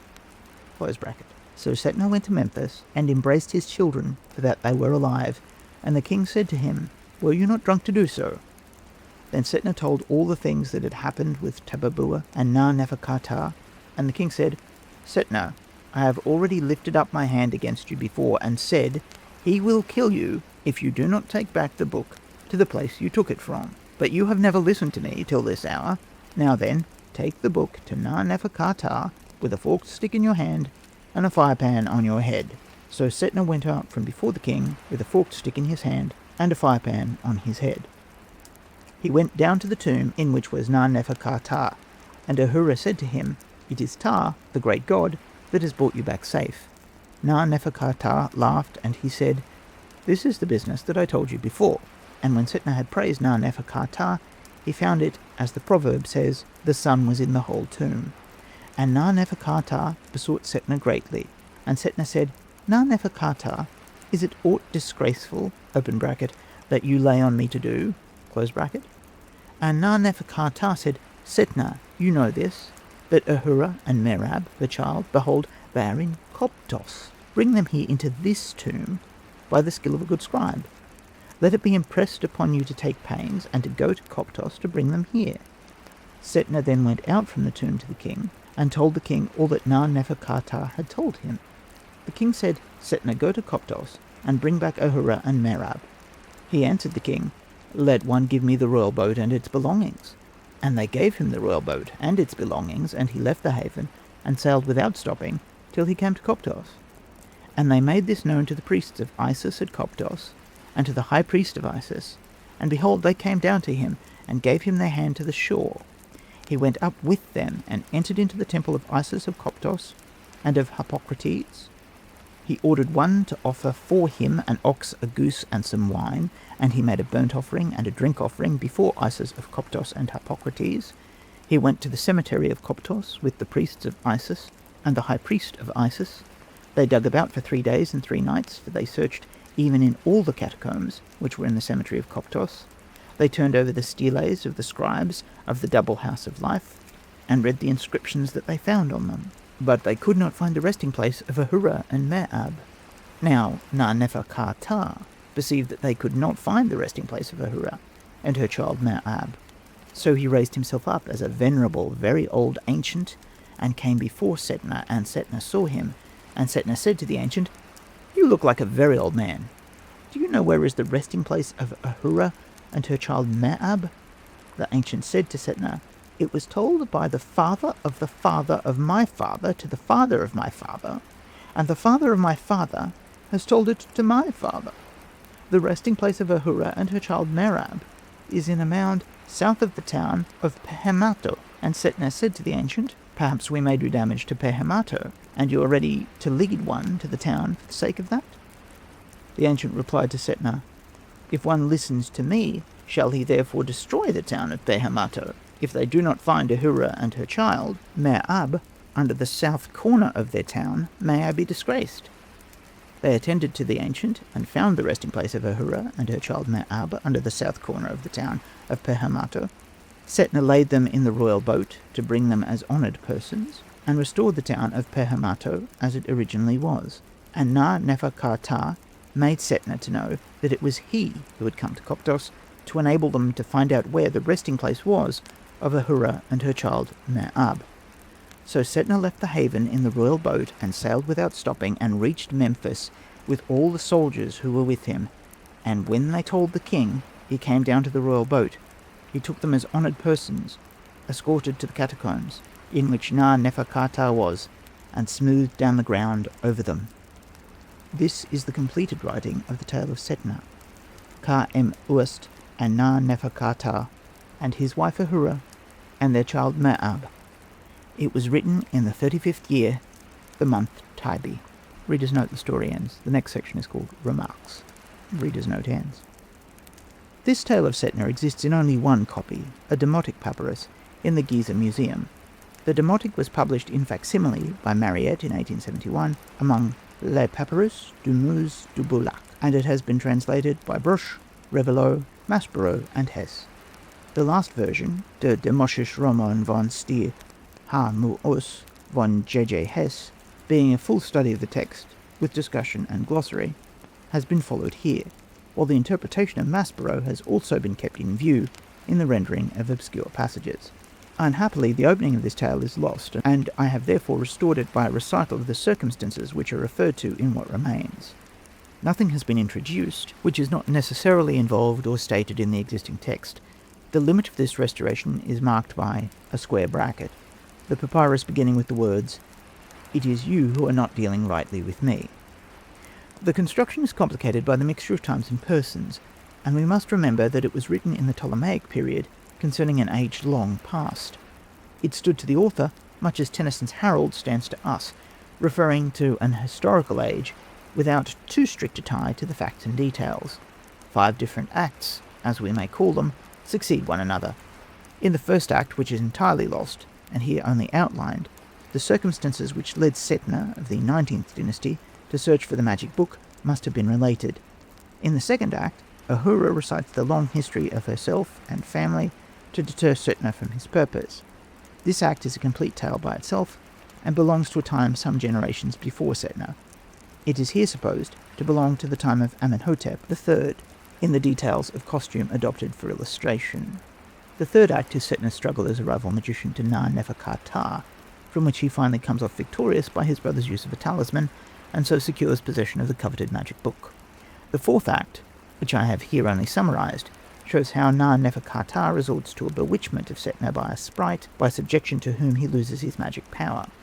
The fifth act shows Setna as subjected to Na-Nefer-Ka-Ptah, and ordered by him to bring the bodies of his wife and child to Memphis into his tomb. While, therefore, the sentimental climax of the tale, the restoration of the unity of the family in one tomb, belongs to persons of the 18th dynasty, the action of the tale is entirely of the 19th dynasty, for what happened in the 18th dynasty, second act, is all related in the 19th, and the actual composition of it belongs to Ptolemaic times, not only on the evidence of the manuscript, but also of the language, this being certified by the importance of Isis and Horus at Koptos, which is essentially a late worship there. Turning now to the details, we may note that the statement that Setna Ka-em-Uast was a son of Usa-Mat-Ra, or Ramesses II, occurs in the fourth act, which is here only summarized. Among the sons of Ramesu historically known, the prince Ka-em-Uast, or Glory in Thebes, was the most important. He appears to have been the eldest son, exercising the highest offices during his father's life. That the succession fell on the 13th son, Mer-en-Ptah, was doubtless due to the elder sons having died during the preternaturally long reign of Ramesu. The other main personage here is Na-Nefer-Ka-Ptah, or Excellent is the Ka of Ptah, who is said to be the son of a king Mer-Neb-Ptah. No such name is known among historical kings, and is probably a popular corruption or abbreviation. It was pronounced Minib-Ptah, the R being dropped in early times. It would seem most like Mine-Ptah, or Mer-en-Ptah, the son and successor of Ramesu II, but as the date of Mer-Neb-Ptah is supposed to be some generations before that, such a supposition would involve a great confusion on the scribe's part. Another possibility is that it represents Amenhotep III, Neb-Mat-Ra-Mer-Ptah, pronounced as Numu-Rimi-Ptah, which may be shortened to Neb-Mer-Ptah or Mer-Neb-Ptah. Such a time would well suit the tale, and that reign has been adopted here in fixing the style of dress of Ahura and her family. This tale shows how Father Ka or Double might wander from its body or tomb. Here Ahura and her child lie buried in Koptos, while her husband's tomb is in Memphis, but that does not separate them in death. Her Ka left her tomb and went down to Memphis to live with the Ka of her husband in his tomb. Thus, when Setna forces the tomb of Na-Nefer-Ka-Ptah, he finds Ahura seated by him with the precious magic roll between them and the child Mer-Ab. The voluble Ahura recounts all their history and weeps when the roll is carried away by Setna, yet all the time her body is at Koptos, and the penalty imposed on Setna is that of bringing her body to the tomb where her Ka already was dwelling. If a Ka could thus wander so many 100 miles from its body to gratify its affections, it would doubtless run some risks of starving, or of having to put up with impure food, or might even lose its way, and rather than intrude on the wrong tomb, have to roam as a vagabond Ka. It was to guard against these misfortunes that a supply of formulas were provided for it, by which it should obtain a guarantee against such misfortunes, a kind of spiritual directory or guide to the unprotected. And such formulas, when once accepted as valid, were copied, repeated, enlarged, and added to until they became the complex and elaborate work, the Book of the Dead. Perhaps nothing else gives such a view of the action of the car as this tale of Setna. There is here also an insight into the arrangement of marriages in Egypt. It does not seem that anything was determined about a marriage during childhood. It is only when the children are full grown that a dispute arises between the king and queen as to their disposal. But the parents decide the whole question. It is, of course, well known that the Egyptians had no laws against consanguinity in marriages. On the contrary, it was with them, as with the Persians, essential for a king to marry in the royal family, and also usual for private persons to marry in their family. Even to the present day in Egypt, although sister marriage has disappeared, yet it is the duty of a man to marry his first cousin, or someone in the family. The very idea of a relationship being any possible impediment to marriage was unthought of by the Egyptian. His favourite concrete expression for a self-existent or self-created being, husband of his mother, shows this unmistakability. The objection made by the king to the marriage of Na-nefer-ka-ptah and Ahura turns on the point that he has only these two children, and hence if they marry the children of the generals, there will be two families, instead of only one, to ensure future posterity. The queen, however, talks the king over on the matter. The cause of Ahura's being troubled at the feast is not certain, but the king evidently supposes that she has been pleading to be allowed to marry her beloved brother, and when taxed with it, she only expresses her willingness to give way to his exogamic views. The brief sentence, "I laughed and the king laughed," seems to mean that she pleased and amused her father, so that he gave way and immediately told the steward to arrange for her marriage as she desired. I have here abbreviated a few needlessly precise details. We also learn, by the way, that there was a regular registry of births in which Mer-ab was entered. It appears that the court was considered to be at Memphis and not at Thebes. This would not have been so arranged had this been written in the Ramesside times, but under the Ptolemies, Memphis was the seat of the court, when not at Alexandria. The name of the priest, Nesip-Ptah, also shows another anachronism. Such a name was not usual until sometime after the 19th dynasty. Another touch of late times is in the antiquarian curiosity of Na-nefer-ka-ptah about ancient writings. He did nothing on earth but read the writings that are in the catacombs of the kings and the tablets of the House of Life. In the 19th dynasty, there is no sign of interest in such records, but in the Renaissance, ancient things came into fashion. Reader's note, Renaissance here is spelled R-E-N-A-S-C-E-N-C-E, and by context does not refer to the European Renaissance. Reader's note ends. All the old titles were revived, the old style was copied, and very long genealogies were worked up and carved into the inscriptions. In such an age, many a dilettante rich young man would amuse himself, as in this tale, with reading inscriptions, and hunting up his family genealogy from the tombstones and the registers. The firm belief in magic which underlies all this tale might perhaps be thought to be inappropriate to the Enlightenment of Greek times. We have seen how in the earliest tales magic is a mainspring of the action, and it is at first sight surprising that its sway should last through so many thousands of years. But there may well have been a recrudescence of such beliefs, along with the revival of interest in the earlier history. The enormous spread and popularity of Gnosticism, the belief in the efficacy of words and formulae to control spirits and their actions in the centuries immediately after this, shows how ingrained magic ideas were, and how ready to sprout up when the counterbalancing interests of the old mythology were gone, and their place taken by the intangible spirituality of Platonism and the early Christian atmosphere. A most Egyptian turn is given where the priest bargains for a large payment for his funeral and to be buried as a rich priest. The enclosing of the magic roll in a series of boxes has many parallels. In an Indian tale we read, quote, "Round the tree are tigers and bears and scorpions and snakes. On the top of the tree is a very fat great snake. On his head is a little cage. In the cage is a bird, and my soul is in that bird." End quote. Golden Bough 2-300. In Celtic tales, the series idea also occurs. The soul of a giant is in an egg, the egg is in a dove, the dove is in a hare, the hare is in a wolf, and the wolf is in an iron chest at the bottom of the sea. Golden Bough 2-314. The Tartars have stories of a golden casket containing the soul inside a copper or silver casket, Golden Bough 2-324, and the Arabs tell of a soul put in the crop of a sparrow, and the sparrow in a little box, and this in another small box, and this put into 7 other boxes, and these in 7 chests, and the chest in a coffer of marble. Golden Bough 2-318. The notion, therefore, of a series of boxes, one enclosing another, and the whole guarded by dangerous animals, is well known as an element in tales. The late date is here shown by the largest and least precious of the boxes being of iron, which was rarely, if ever, used in Ramesside times, and was not common till the Greek age. The magic engineering of Na-Nefer-Ka-Ptah is very curious. The cabin or air chamber of men in model, who are let down to work for him, suggests that the Egyptians may have used the principle of a diving bell or air chamber for reaching parts underwater. Certainly the device of raising things by dropping down sand to be put under them is still practiced. An immense sarcophagus at Giza was raised from a deep well by natives who thrust sand under it, rammed tight with a stick, and by this simple kind of hydraulic press raised it 100 feet to the surface.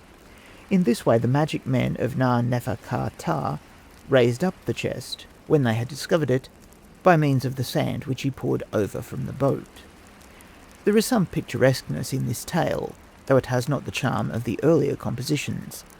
The scene of Ahura sitting for 3 days and nights during the combat, watching by the side of the river where she had not drunk or eaten anything, and had done nothing on earth, but sat like one who is gone to the grave, is a touching detail.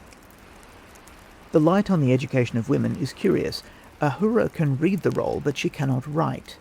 We are so accustomed to regard reading and writing as all one subject that the distinction is rare, but with a writing comprising so many hundred signs as the Egyptian, the art of writing or drawing all the forms and knowing which to use is far more complex than that of reading. There are now 10 students who can read an inscription for one who could compose it correctly. Here, a woman of the highest rank is supposed to be able to read, but not to write. That is reserved for the skill of a good writer and a very learned one. The writing of spells and then washing the ink off and drinking it is a familiar idea in the East. Modern Egyptian bowls have charms engraved on them to be imparted to the drink. The ancient Babylonian bowls are inscribed with the like purpose. An insight into the powers of the gods is here given us. The Egyptian did not attribute to them omniscience. Thoth only discovered what Na-Nefer-Ka-Ptah had done as they were sailing away some days after the seizure of the book, and even Ra is informed by the complaint of Thoth. If Ra were the physical sun, it would be obvious that he would see all that was being done on earth. It would rather be he who would inform Thoth. The conception of the gods must therefore have been not pantheistic or materialist, but solely as spiritual powers who needed to obtain information, and who only could act through intermediaries. Further, nothing can be done without the consent of Ra. Thoth is powerless over men, and can only ask Ra as a sort of universal magistrate to take notice of the offence. Neither god acts directly, but by means of a power or angel who takes the commission to work on men. How far this police court conception of the gods is due to Greek or foreign influence can hardly be estimated yet. It certainly does not seem in accord with the earlier appeals to Ra and direct action of Ra in Anpu and Bata.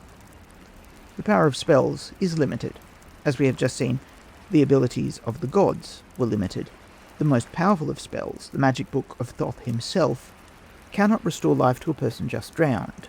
All that Na-Nefer-Ka-Ptah can do with the spell is to cause the body to float and to speak, but it remains so truly dead that it is buried as if no spell had been used.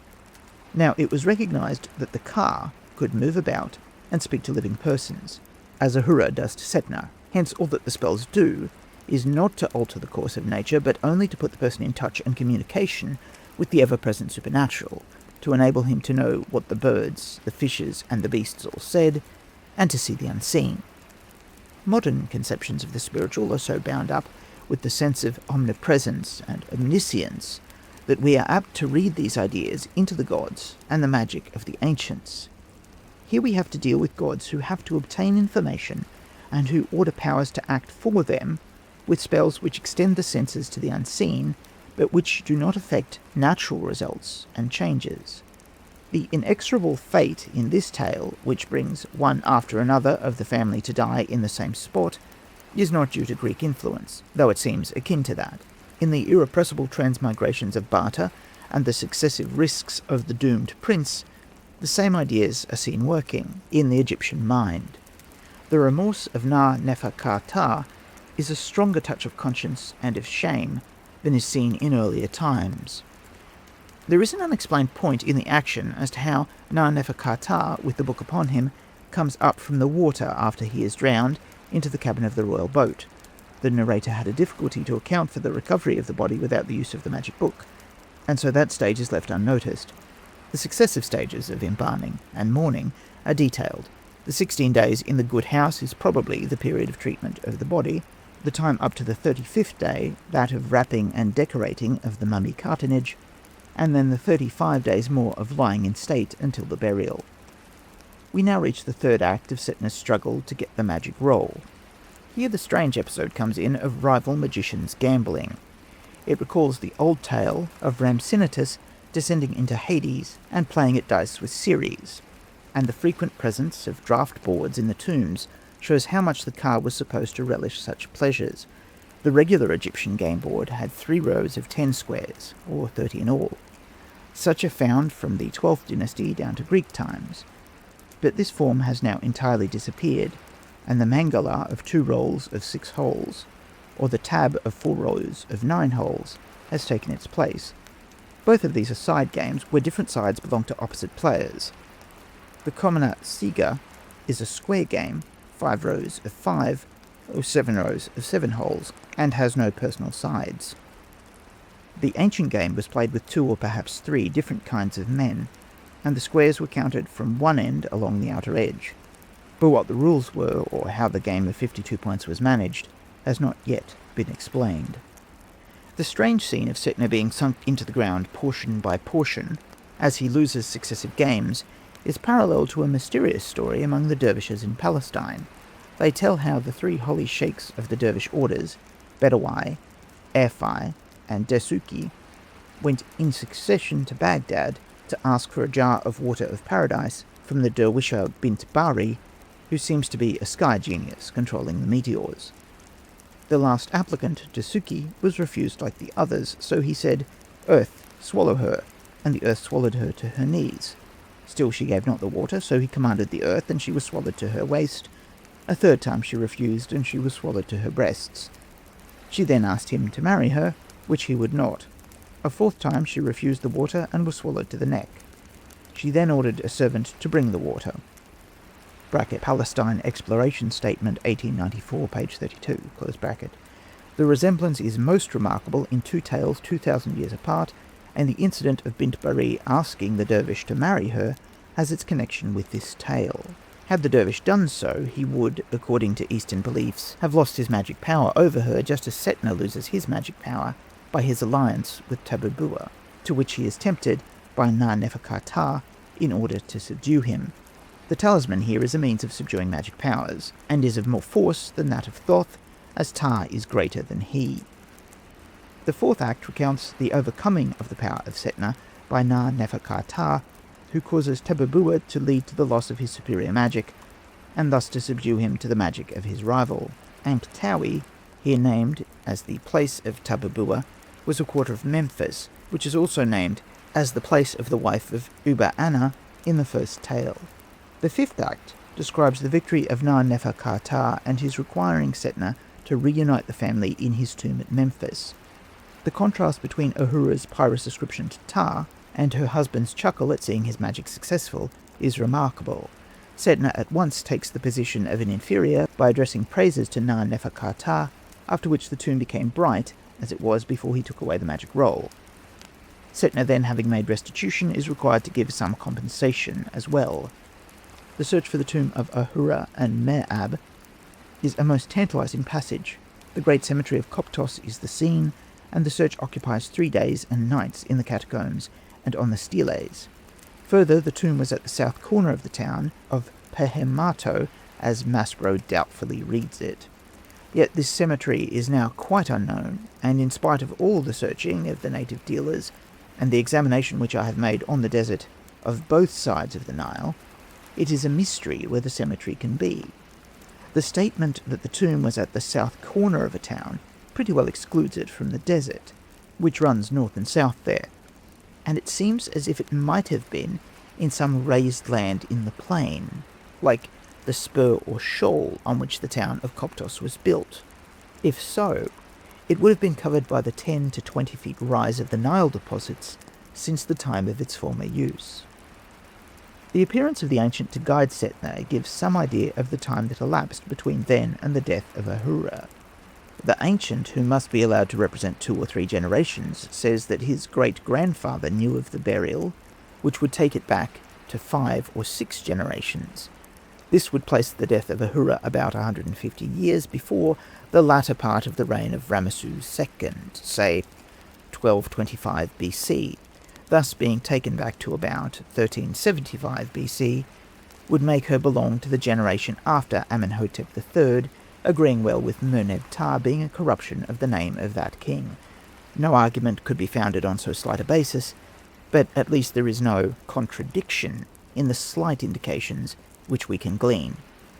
The fear of Setna is that this apparition may have come to bring him into trouble by leading him to attack some property in this town, and Setna is particularly said to have restored the ground as it was before, after removing the bodies. The colophon at the end is unhappily rather illegible, but the 35th year precludes its belonging to the reign of any Ptolemy except the 2nd or the 8th, and by the writing, Maspero attributes it to the earlier of these reigns. End of Chapter 4. Recording by Timothy Ferguson, Gold Coast, Australia. End of the Setna and the Magic Book. End of Egyptian Tales